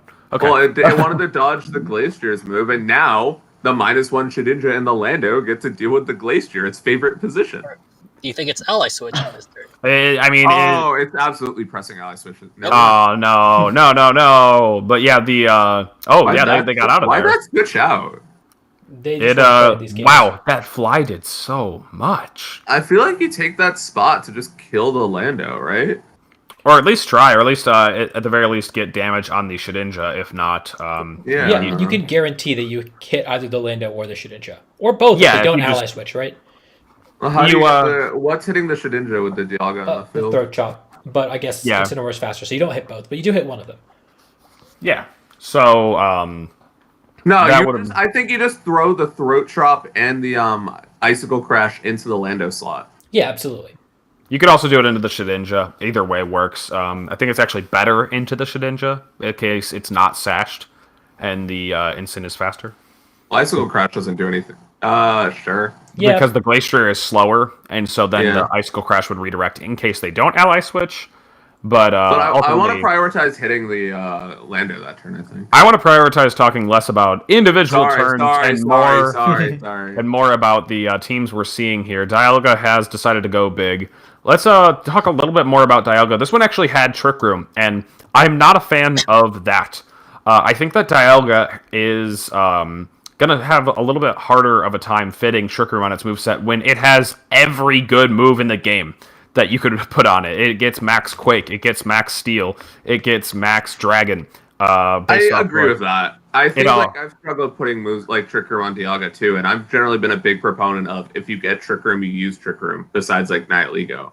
There's other Pokemon that I think will do the Trick Room plus attacks better, and that's like Calyrex Ice and Duskmane. Those ones do a lot better, just like running... I was about to say Dual Stab, but you don't run Dual Stab on Calyrex Ice, you run Ice Ground. What do you mean we're not putting Zen Headbutt on it? You also don't put Dual Stab on Duskmane either. You put Steel Ground on that. What do you mean we're not putting Zen Headbutt on it? Well, you don't put Zen Headbutt on it. Apparently it gets Psychic Fangs. That's fun. I think Alvin... Oh, yeah, you would probably use Psychic Fangs, yeah. You'd absolutely run Psychic Fangs. You guys Geyser is special when you max in the Necrozma, right? Yes, that's part of the problem. Psychic Fangs is, like, really funny because it is just such an upgrade on Zen Headbutt. Zen Headbutt is weaker by 5 base power, has a 10% chance to miss, whereas Psychic Fangs does not miss. It has a 20% chance to flinch, whereas Psychic Fangs breaks screens. You are just completely upgrading if you decide to run Psychic Fangs. And it like when you're playing Borderlands and you just get a better gun. Yeah, I'm sure everyone's going to get that reference, Rajan. All of Adi's listeners. Yeah, I think that's pretty fun, though I don't think you'll see a lot of Psychic Fangs. It is definitely an option. Let's talk about Ice Calyrex then, because I agree that compared to Dialga, that you'll definitely be able to set up Trick Room with your Calyrex more frequently, because instead of having every move do something, you have the best move, and now you don't need the other ones. And I also want to talk about, do we think Glacier has a place in the format when Calyrex Ice exists? Yeah. I think Glacier has a place in the format, just like Moltres has a place in the format. Though this is definitely not the same situation. I think that Glacier and Calyrex Ice are. I don't know. I like it. I think that you can definitely run Glacier on a Trick Room team like this with the Dialga here, and it'll be great. It'll be fine. However, I think that they're just all good Pokemon. I think it's just kind of similar to that situation with the Moltres and Yveltal. You just you free up your restricted slot while also still having a very good Pokemon. I think that it's also interesting because it's slower, and so it actually contests Ice Calyrex in Trick Room. I thought it did. I don't think it does. It doesn't actually hit it that hard. I guess Max Steel Spike does stuff against it. So the thing is that you can Steel Spike them, and you'll give them their weakness policy, and they will just blow you up or everything else next to it in return. Whereas it's never really going to activate your policy. I don't see a lot of fighting or steel coverage run on Calyrex Ice, and so you might be pressured into running a different item or such. Does it get a dark move? Does it get a weight? Calyrex Ice has so many weaknesses. Glacier better have good ways to hit it. It doesn't have good ways to hit it. And even if it did, would you want to use a dark move over it, or just put Heavy Slam on and get boosts? Yeah, you probably just want Heavy Slam, right? You might just live the attack from +1, +2. Yeah, if you get it to +1, if you intimidate it once, then you might be okay. Okay, so I'm a big fan of both of these teams in the next game that I've hopped in here with Don't Steal Adi, thank you, and Prohaman. Apologies if we're pronouncing any names wrong. But, we've got Centiskorch up against Necrozma Duskmane. These are just, this is an awesome matchup. Pheromosa is something I want to talk about, because I think that's interesting, because it really does provide a few unique options for the format. It's based on speed, whereas Calyrex is base 149. Pheromosa is base 151. Calyrex Shadow is base 150, and Zacian's base 148. So Pheromosa gets to be faster than them. Speed swap whatever you want, and also have coaching. So I think Pheromosa, as strong as it is, it's a very interesting support Pokemon in this format. How do you guys feel about that? So Pheromosa does just hit that perfect speed tier, and yeah, like you had mentioned, speed swap. There's lots of cool things that it can do. Again, it's another Pokemon that I haven't quite built around yet, but I love the idea of it. I do think that this is one of the ways I would do it is next to a Calyrex Ice, speed swap coaching, and you have Calyrex Ice moving at a speed even faster than it's other Shadow. than the Shadow Rider, and you get to click Glacial Lance, but you also have the bulk of Cresselia and the speed of Spectrier it's just everything. Hey, do not insult Calyrex by comparing its bulk to Cresselia. That's true. I mean, the thing I want to talk about with Calyrex as well is that it got this sick psychic typing that helps it in only getting hit super effectively more often, and that is really great. Really, really good for the weakness policy. I was like, man, it's actually a resist, because you don't want to hit it with those moves. Yes, you don't ever really see it running a psychic move. It did just get deleted. Never mind. You don't ever see it running psychic moves.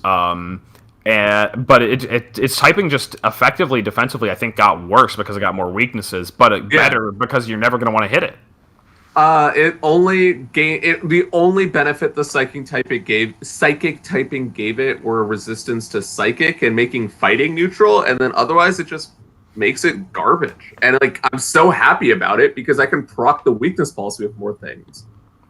Okay, so Don't Steal Audie really wanted to flex on the stream. I'm sorry, Audie, but it's the only game left to watch. We're gonna have to see if Palkia Shedinja takes it over. Yeah, this is the finals. Oh, we're gonna have to see if Palkia Shedinja takes it over the Duskmane team here. Yeah, I actually hadn't thought about it that way though, Alex. Like, I'm grateful because I get to I'm also grateful for it having more weaknesses for self-proc.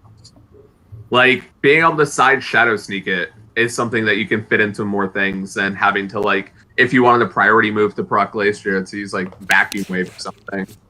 But no one really wants to do that.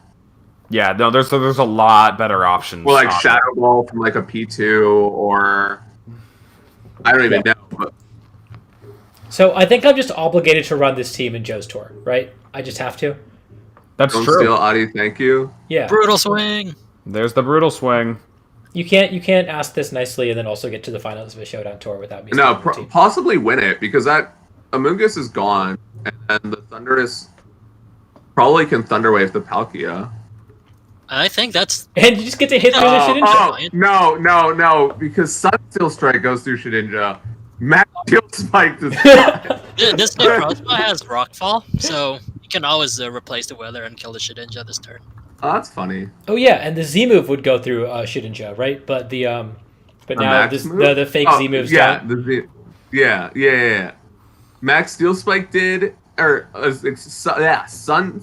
What's it called? Searing Sunray Smash. Sun Steel Strike did, and Searing Sun Smash did, but not Max Steel Spike. That is funny. Problem is the Necrozma might die to the Max Geyser this turn. Thunder probably has to get the Thunder Wave correct if it has it, or Scary Face or something. Also, Yuri, I definitely think Centiskorch might be a real Pokemon. We're not really sure yet. Oh! Brutal Swing hit shit! Do you have the SD card? Hold on. Did that not do anything? Like, Alvin, I have a mechanics question. Yo. If Shedinja had Focus Sash, would that have been activated this turn?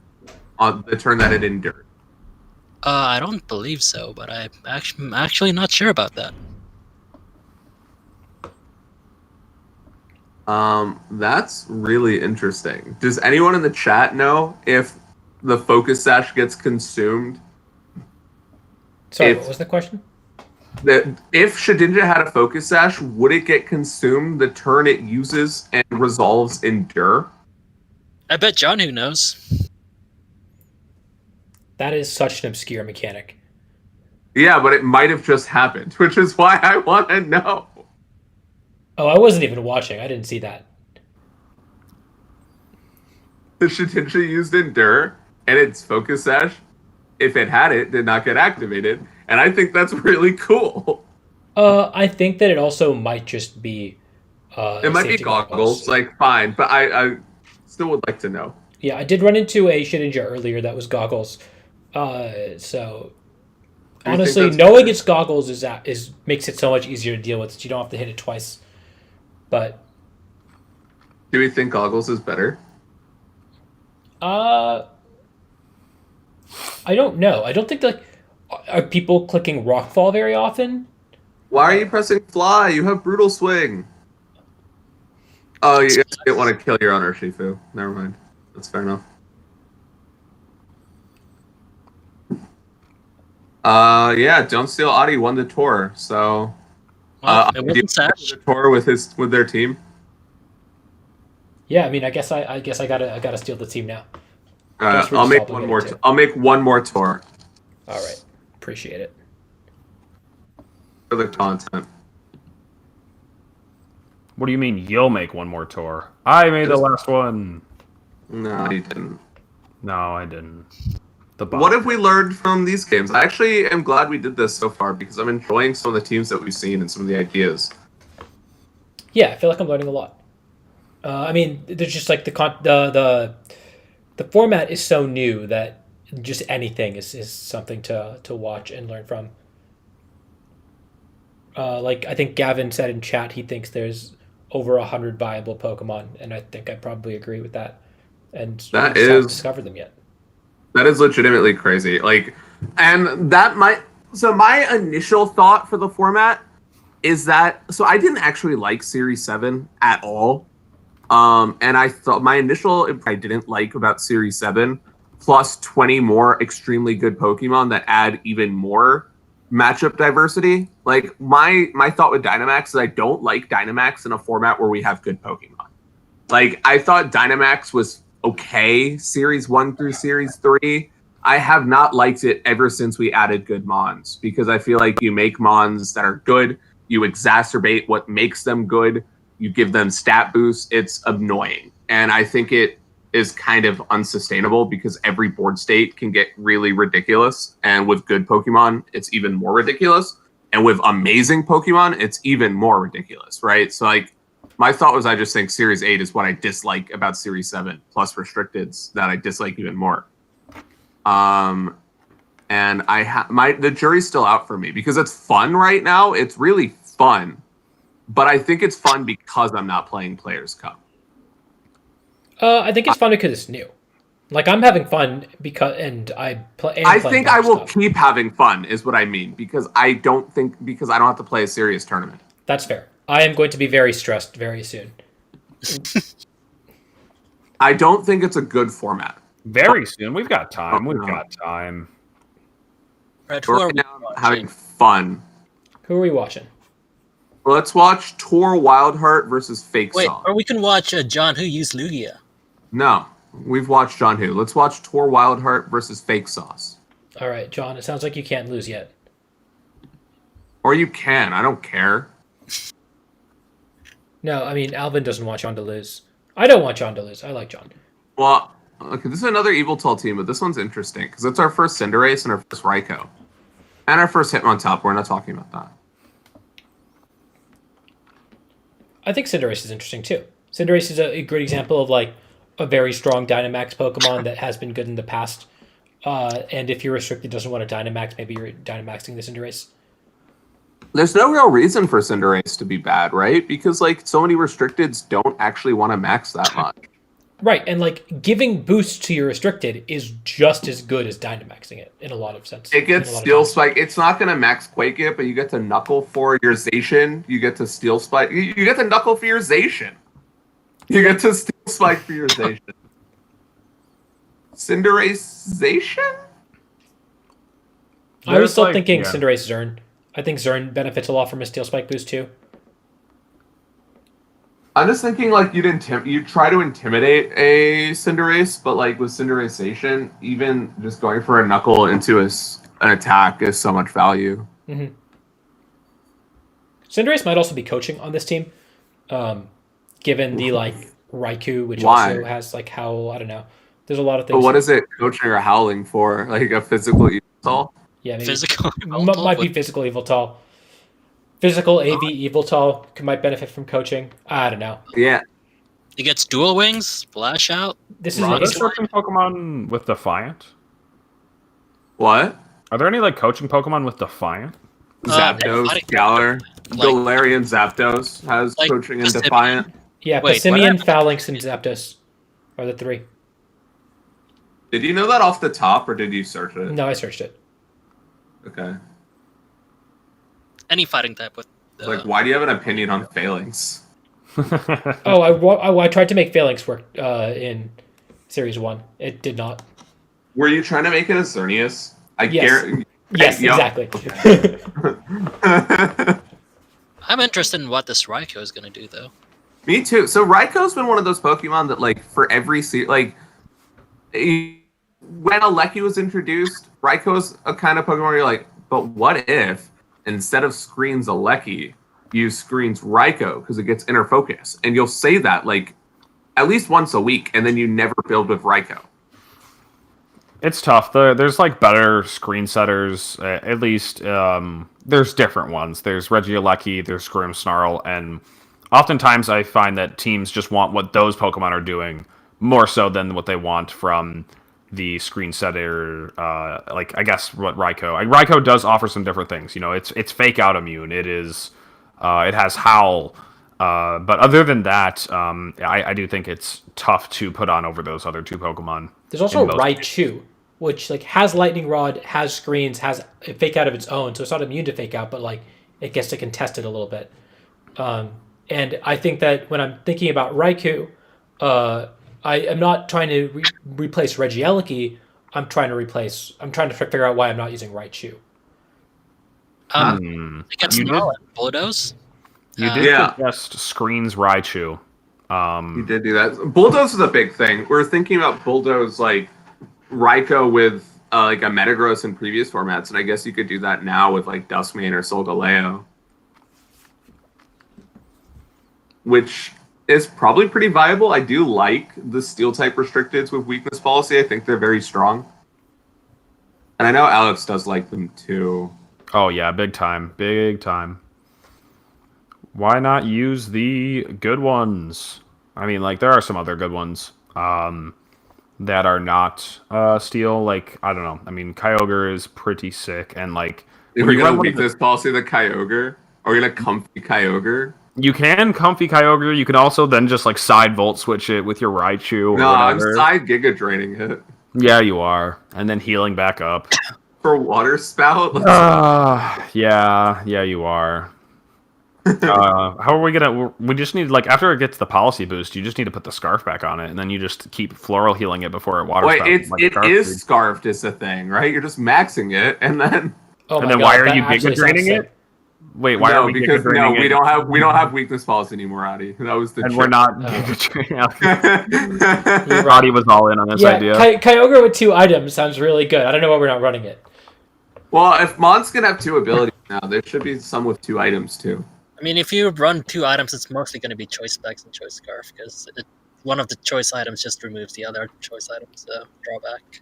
But, like, honestly, that sounds like a real line, is where you just proc Kyogre's weakness policy, Dynamax it into like, anything that's not Rillaboom, and maybe, like, Eleki might annoy you a little more, and then you heal it back up, and when the Dynamax is over, you just have max health Water Spouts, because Kyogre's still pretty bulky, right? It can take a couple hits. If they do lead Eleki, you don't even have to go for that line. You can just do something else with your Comfy. Comfy gets Trick Room too, so if they have a faster team, you get to set up Trick Room for the Kyogre. There's something there, maybe. I really do think that it's kind of interesting when you like literally put like all of your eggs into one basket, right? Like when you have your restricted Mon and make it your Dynamax for the game, and then say you're gonna take 3 knockouts with it. And I think a lot of these Pokemon, like with weakness policy, are very effective at doing that. So I'm really excited to see, well, that really just like how other people are abusing the weakness policy and this awful psychic typing on everything, making it so easy to proc weakness policy. All right, Alex, we're watching you because you're playing on me. Oh, Alex is mentor. That's okay. True. Okay. Okay, so Alex is using Perish. How do you feel about Perish? Perish seems fun enough. My opinion on Perish, just in general in the Dynamax formats, is that it's a lot more consistent to just like take 2 KOs and then click Perish Song than it is to actually use the Perish Trap style of team. But it is still fun to try from time to time. Right now, I'm just messing around, really. Is it rude if I hope you lose to Scizor Kartana? Because they're the same Pokemon, and I don't know why you do so. I mean, it's already going downhill. I don't know how we're going to stop the stack attack from the other one's Scissors. From just taking over. Oh, wait, is there a rock on the team? What's a rock? Oh, my god, this is a rock, paper, scissors. It does have rock, paper, scissors. That's pretty fun. Okay, that did hurt a little bit. You're losing to rock, paper, scissors. Yes, I am. Okay. Out of respect for Alex, I think we watch a new game. Okay. Yeah, no, I mean, you guys can watch me if you want. I don't really care, but I will watch whatever other game we go to too. Okay, let's go to the last game that was just started with Maid Power. All right, we've got. Oh, here we go. We have not talked about Dracovish yet. I actually think Dracovish is really cool. This is also one of the first Ghost Rider teams I think we've seen. Well, look at that. They have, well, okay, but the thing is they have Moltres, and one of the easiest ways to beat Ghost Rider is to use Moltres. Well, maybe, but like the thing about Ghost As a Rider is it still non-restricted. forces. Yeah, as a non-restricted. Although that's partially because Calyrex Ice doesn't match up very well into it unless you set up Trick Room, which this team seems very equipped to do. Isn't it wild that they have Indeedee P2 Moltres, and I feel forced as the Ghost Rider player to still bring the Ghost Rider? Yeah, absolutely, and it can definitely still win the game. Rockside flinches withstanding. But yeah, it's just like the thing about what I've seen in a lot of games is like people will lead Aleki Ghost Rider, and that is such a powerful combination of Pokemon. In the same way that Aleki Spectrier was so good in Series 7. And then they'll just max the Aleki because maxed Aleki contests a lot of the answers to Ghost Rider. And that's like Max Aleki I've been seeing that a lot this format, way more so than I used to see people doing last format. Mm-hmm. And it like messes up Rillaboom's grassy terrain, which matters more now because it's really hard to get Rillaboom in and out and in again. Just yeah, like you can't really switch. Format. Like, yeah, if it takes you 2 turns to get grassy terrain up, Calyrex Rider, Shadow Rider got 2 Astral Barrages up. Right, or like, I mean, any restricted will just do so much damage to your team. Or they'll like, yeah, like your game plan has to be executed much quicker now because they are like you don't like you said it like Xerneas was too slow because I had to click Geomancy before it started doing things, right? Like if you give a person 2 turns, they're gonna do something with those 2 turns and they're probably gonna win. I do see Calyrex like Shadow Rider teams maxing stupid Pokemon a lot because you really just get to the point, maybe not against Porygon 2 specific. See, still has to bring it. It's all of your damage. But you see Calyrex Rider like all you need to do is like 60% to all of the Pokemon or 50% to all the Pokemon, and you just win with the Calyrex. So like you'll max your Aleki, you'll max your Rillaboom. I max my Incineroar all the time with Calyrex Rider, like with Shadow Rider, because you just need to get Chip, and then you win. Yeah, and like now it's the last turn of Trick Room, and there's still a Porygon 2. There still is a Porygon 2. And but you're fine because you're gonna Bloom Doom the P2, and then you're gonna maybe do something. I like how we caught it.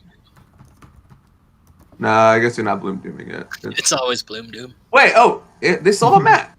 Okay. So maybe it dies if let's say if this Calyrex is expanding force. It's also just like I think a roll to kill in general because there's a full it did 52, and then it got Grassy Train. Yeah, like even though they had Moltres and DDP2, you still kind of bring Shadow Rider. You still had to bring it, and like you just have to bring your restricted all the time. You need your restricted. Oh, they haven't maxed yet. I didn't realize. I did not even realize they had not maxed. You know, expanding force outside of Psychic Terrain feels so bad. Yeah, I don't like expanding force on the Pokemon. I think it's a good. Oh, on the Ghost Rider. Yeah. Well, you protect this turn, and then you Astral Barrage and you pray. Okay, I think they probably lose. Let's find another game. Let's see what happens. They just attacked. Did not protect. Yeah, there's yeah, all right. Yeah, that's gonna do it. It wasn't even Life Orb. Oh, it was Sash. Interesting. I don't know if I agree with that. I think you kind of just want Astral Barrage to do damage. Okay. Wait, did you win that last game? I did actually bring it back. I did not expect the stack attacker to go down, but it did. Now we're using some Zygarde action. Oh boy. Well, we are in Santi 254's game. If you want to join. All right, I'm heading over there. Do we think that Santi is super? This is spelled differently, so I don't think so. It's a completely different person. No chance. Look. Okay, is this Swift Swim Mantine? Because it's apparently not water absorbed Mantine. Then it has to be Swift Swim. They have a Kyogre, so I would imagine it's with them. Oh, that's funny, right? Like, I guess Kyogre does enable, like, not even just necessarily Kingdra, which is the traditional Swift Swimmer that we've been seeing, but with Mantine, yeah, you can max Airstream for your Kyogre and press Water Spout.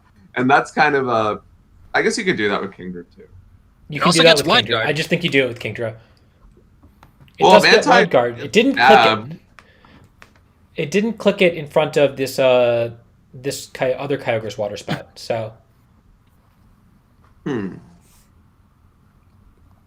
There's a lot going on with this team, and I don't really like most of it. Yeah, I'm not really sold on anything on this team. I don't think this format you have room to, or like I don't think you have time to not be really broken, and that is kind of sad, honestly. Mm-hmm. The Santi's team is pretty standard. I mean, it seems like Tornadus, Kyogre, Kartana is becoming the standard for that. And the it was other the standard slots. last time we had Kyogre, Tornadus, and Kartana available together. Mm-hmm. I do think that this time the card doesn't suck. I do think that it's going to get a lot worse. I think that it's not like you still have to beat it, but like you have to beat it in the same way that you have to beat like Tailwind plus the broken Pokemon in every format, and we always quickly figure out how to do it, except for an Ultra Series. So I think it's different. You think it's different? Different for Kyogre, and I think it's a lot better for this because in the previous, I think it's a little bit different for Kyogre, because Kyogre's so fat and Kyogre can max. Like Pure Water is such a good typing. Like it's actually kind of difficult to effectively deny Kyogre's damage, especially in a format without Primal Groudon, as opposed to and only with regular Groudon. And when it can turn the rain back on for itself. Like, I actually think it's pretty hard to deny Kyogre's damage. I'm struggling with dealing with it a little bit more than I normally do. It's just pretty easy to deal with the Tornadus, I think. That might be the case. And so, Kyogre is still, like, one of the best. Here, let's go to Old Cigarette and Bob Thunder. I know Bob Thunder was in the chat at some point, so maybe they're still around. Give him a little shout out. Yeah. What are we doing, Bob? But I know that, Kyogre is still one of the best restricteds. I know that, but I don't think that it's necessarily going to be paired with... Write Bob Thunder's team down. That's kind of cool. Every Dialga team looks really cool. But I don't think it's necessarily going to be paired with the with Tornadus for the rest of the format. I don't think that lead is actually as good, or necessarily better than leading Tailwind with something else. I didn't realize what Old Cigarette's team was, so I was too excited by Bob Thunder's Dialga. Oh, I actually did fight this before. Yeah, it is just Chansey stuff. It is just Chansey. I hate it. No one likes Chansey. Taunt on Grimmsnarl is a pretty good way to stop Chansey in general. But not Mental Herb Carbink. Do we know it's Mental Herb? It's not Mental Herb. Its name was Mental Herb, but Bob Thunder didn't fall for it. What? Good job, Bob. That's expert play. Maybe it was open team sheet. That's true. But yeah, I do think Ogre's pretty hard to deal with. And what I like about like Ogre plus Tailwind plus Kartana, that this format more than I liked in like Moon series when it was going in really hard, was that the Kartana doesn't suck, right? Like you get to Dynamax the Kartana, and before the cart sucked, but it was still a really good Pokemon on the team, and now it's like actually a really good Pokemon on the team because maxing cart's genuinely powerful. Guzzlord going crazy. Did you guys see that? Explosion. From a Misty Explosion into a weakness policy. And then but then the Spirit Break. Okay. I mean, the thing is, like, did you even need the max? I think that was a flex. There's a Rillaboom in back. This Calyrex is going to take, like, at least one knockout before the Dialga comes in. It needed to max because otherwise it might have just died from the Misty Explosion. Well, you didn't have to Misty Explosion. Could just protect it. I do think that that's one of the other cool things that are maybe not so cool, but like things that Calyrex lets you do is the Ice Rider Calyrex specifically is that it just is a big bundle of stats, and so other than like Zacian, I guess those two are the two that you can just splash onto teams, and so if you're trying to do something degenerate like this, you really can just have an alternative mode where they are so committed to dealing with your degenerate stuff that they just neglect this broken Pokemon with a million stats that just does too much. See, now the Calyrex is going crazy. No, the full health Dialga is gonna go crazy. I know, it gets Steel Spike too. But the Calyrex is going to be a +2. This Indeedee might have a Sash. That's true. That's true. I think we are going to learn a lot from this format, but I don't know if I'm necessarily going to like the class. Oh yeah, also the Carbink was taunted, so it might have had to explode. Oh, it really was, because it wasn't Mental Herb. Oh, that still did a lot of damage.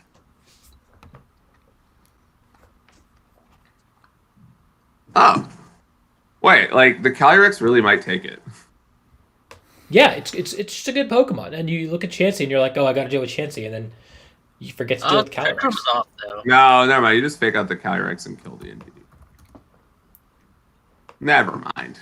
Let's watch Ancena versus the Razor 456. We can watch John Who's Lugia. Okay, fine. We'll watch John Who's Lugia too. That's Okay. I'm gonna wait for this to end, and then I'll jump into John Who's game. No, Nope, John Who's game is over. Oh, good. We can just jump into the next one.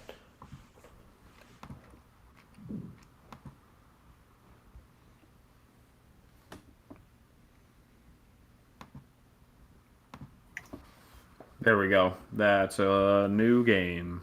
That's a sick in progress. Cool. Okay, this game seems pretty over, so I'm going to leave and join John's Well, game. actually, hold on. This Calyrex might still take it. They can just protect. And then all I have to do is take a Life Orb Flash Cannon plus a Grassy Glide, get the Weakness Policy proc, and then win the game. You know, Woodhammer? You don't know that. It's revealed Woodhammer. You Hasn't don't know revealed that. Grassy Glide, so... I don't Also, know. they took the max move. Alright, cool.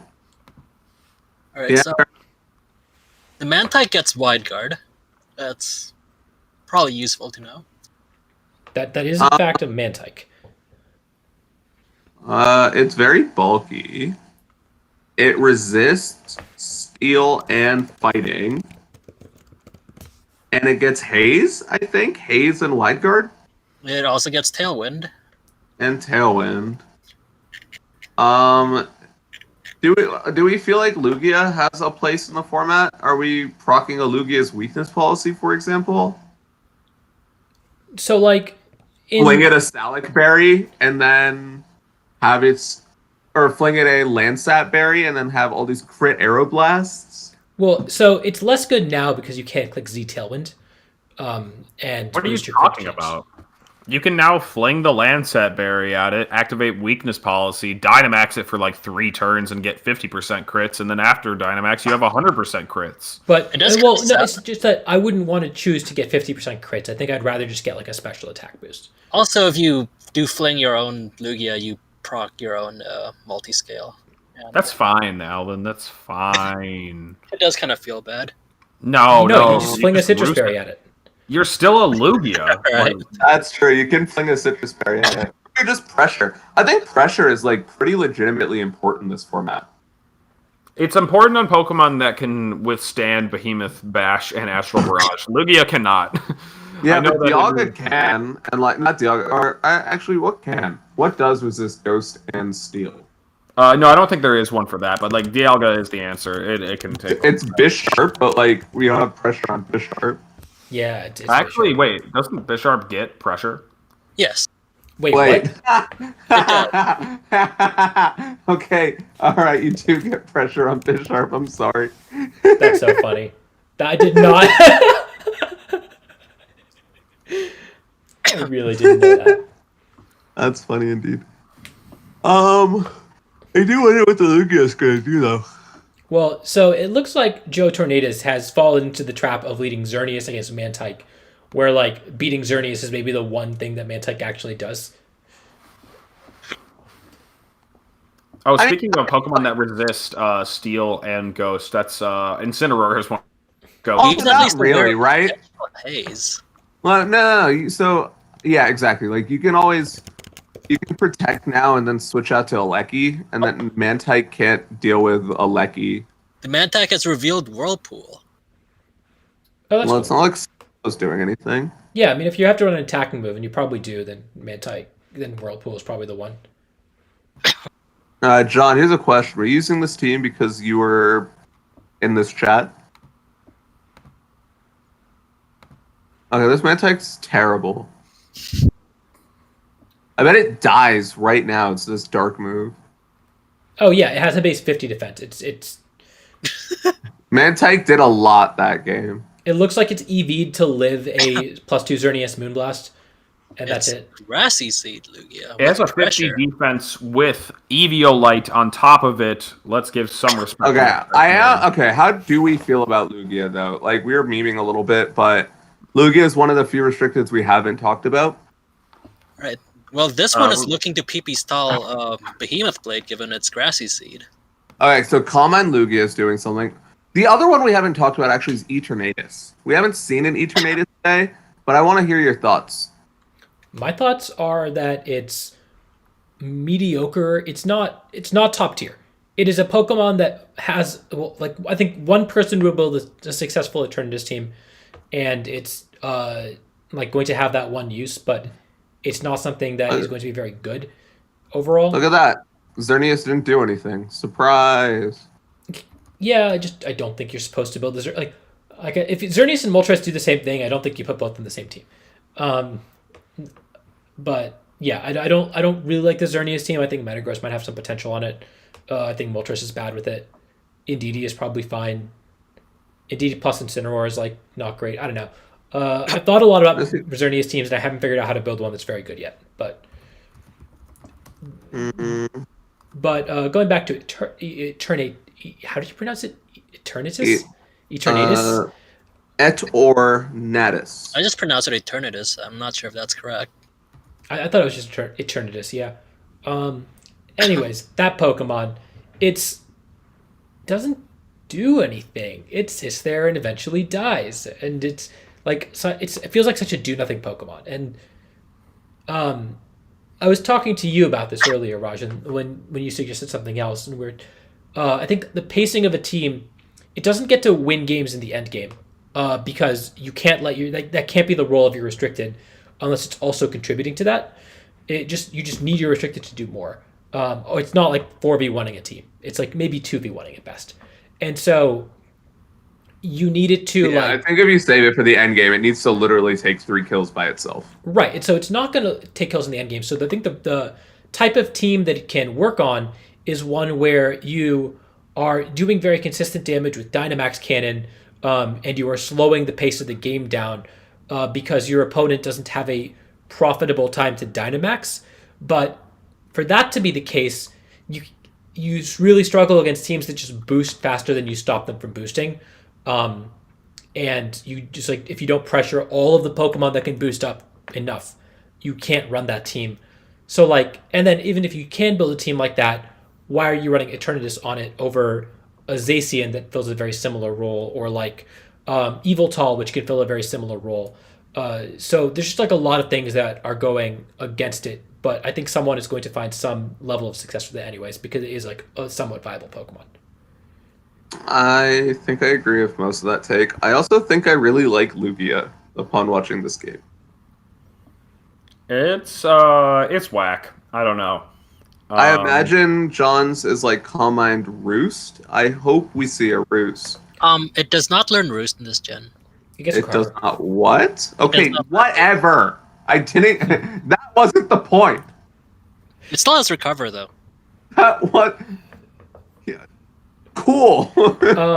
But it does. Oh yeah, it might. It's only seen 3 moves. Yeah, there's Recover. I think that this team that it faced was very well positioned for Lugia because it has all special attackers with the exception of Metagross, which does nothing to Lugia, and then Incineroar, which just did 50%. No, the Lugia might still just win. Yeah. Let's see if it flinches. No, okay, the Lugia does not win. It might have just won, but also this is a team that it should beat with Combined because it's got a bunch of special attacks. No, if the Aeroblast went through, I think that was it. Or Recover might have been decent. No, probably Aeroblast.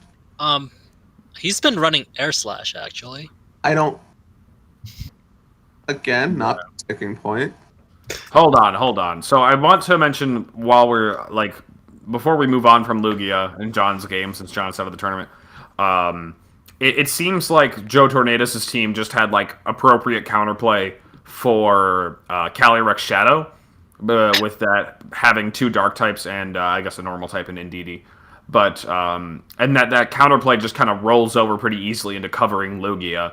So, like, it's a Pokemon that seems like it's going to be prepared for accidentally. It is not a Pokemon that's going to seep through the cracks and mess up your team because you didn't prep for it.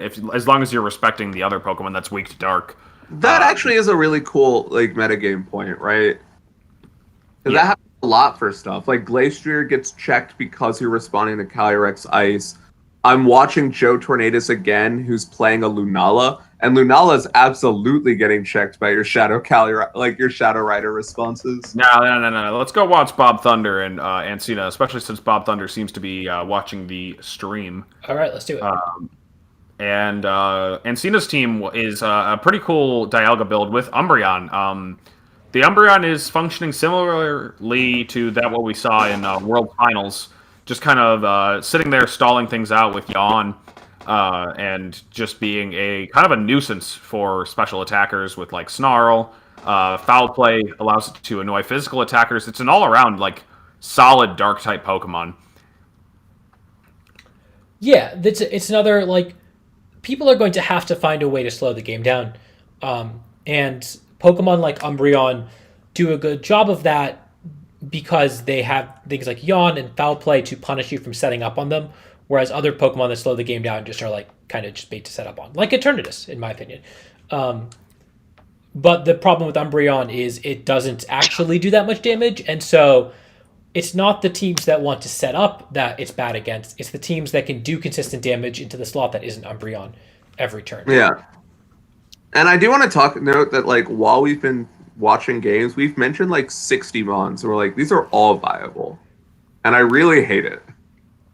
I do think on a different point though that like kind of bringing back to what Adi was mentioning, or maybe just talking about Umbreon in general, the format does somehow feel a bit slower. I'm mostly attesting that to it being early, and maybe later we'll learn how to just break it open with some stupid duo like Thundurus or Shifu from Series 7, where it's just like, all right, the game is going to go turbo, and you don't have a choice. You're going to have to deal with my speed.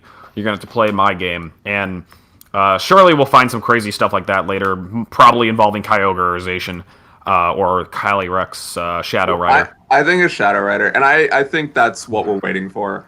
My problem is like what I've been liking with the format is like it feels like team building is kind of like a puzzle until you solve what makes that mon broken as all hell. But I think as soon as we solve it for specific restricteds, the format gets a lot less fun. I think that the time being, it's really fun because we can have these slower paced games. Like these Dialga teams look like a good time. We're having games go to like turn 10. I've seen like several games in the tournament go to double digits, and I am not used to that happening anymore. It just doesn't feel like it does in Dynamax formats. You know, it's like turbo, but like we're seeing a lot of games where people are saving their Dynamax for the right time so that they don't waste it into a bunch of Pokemon that are going to just stall it out anyway. And that's a pretty sick combo right there, honestly. I like it. Get out of here, Rillaboom.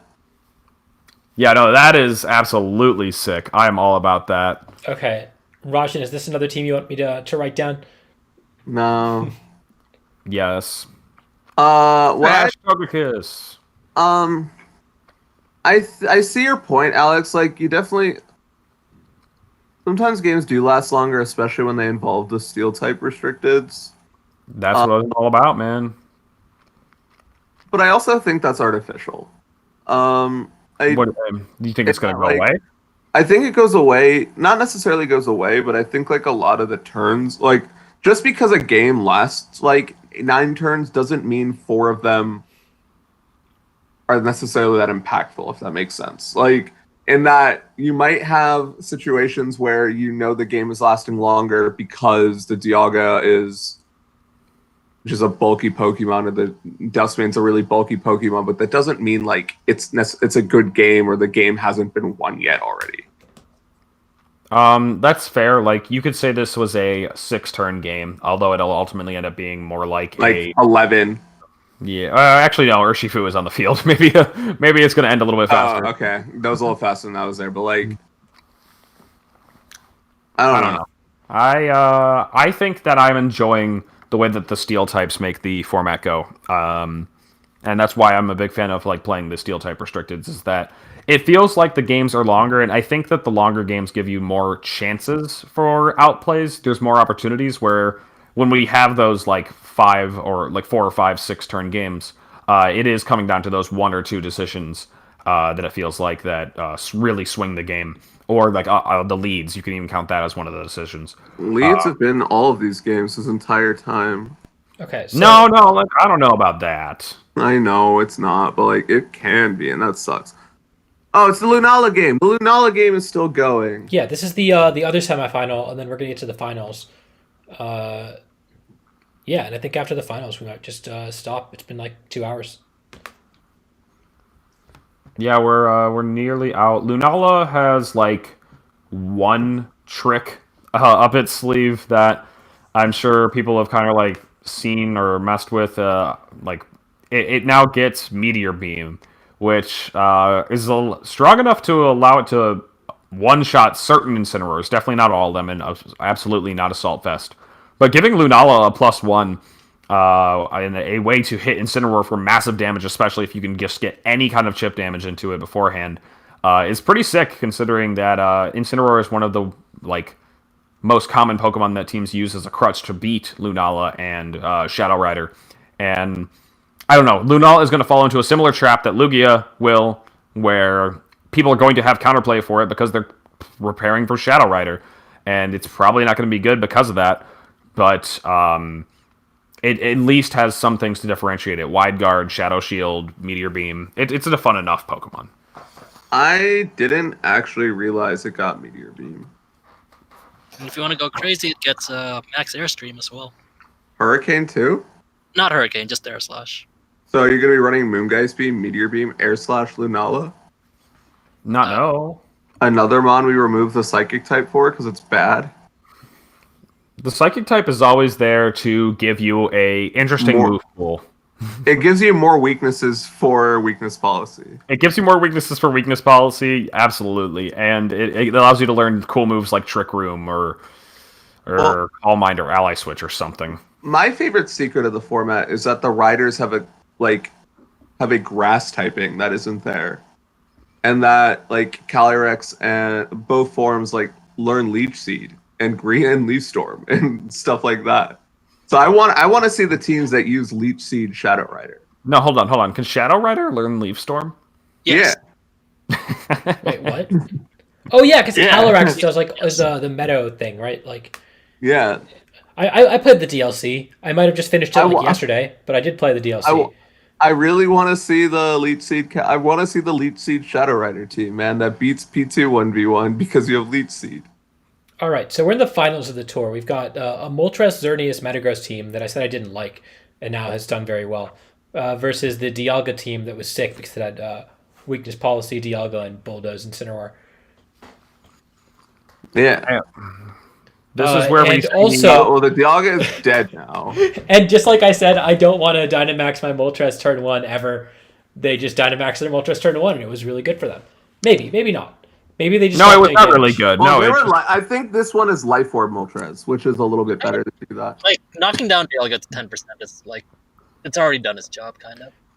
Yeah, that's fair enough. The question is now: do you have enough offensive pressure to power through this Umbreon? I assume there's a Xerneas in the back. Dude.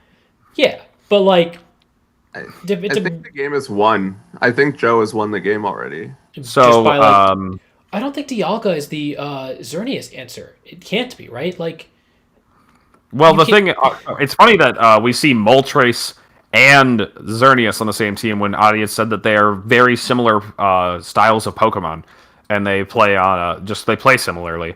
And maybe it's because these Pokemon support them similarly, like in DD and No, they didn't use Xerneas.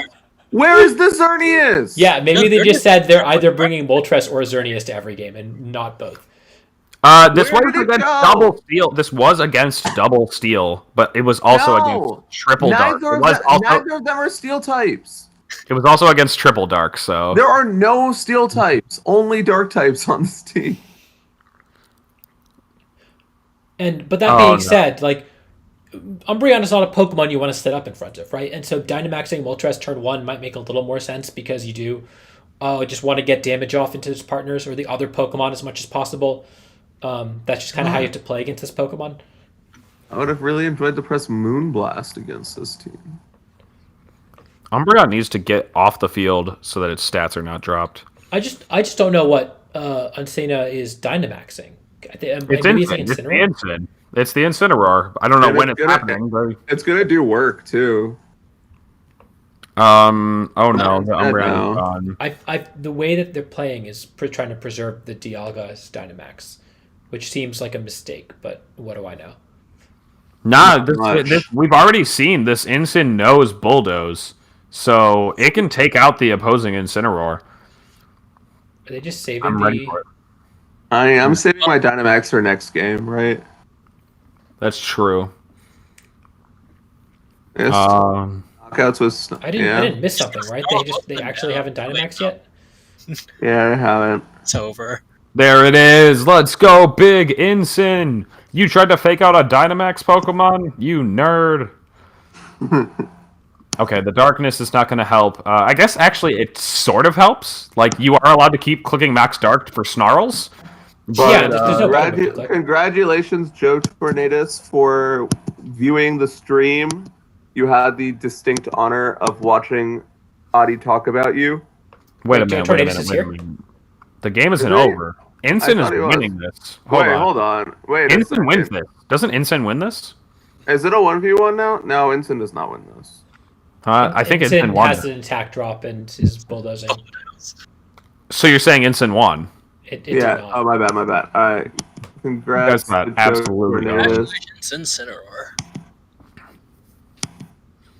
All right, that was pretty cool. We did see a lot of cool stuff. We saw a lot of different things. We did not see any Groudon teams. We really didn't, did we? That's kind of crazy. It's honestly surprising because I see Groudon everywhere. Like in your dreams? Everywhere I go, I see his face.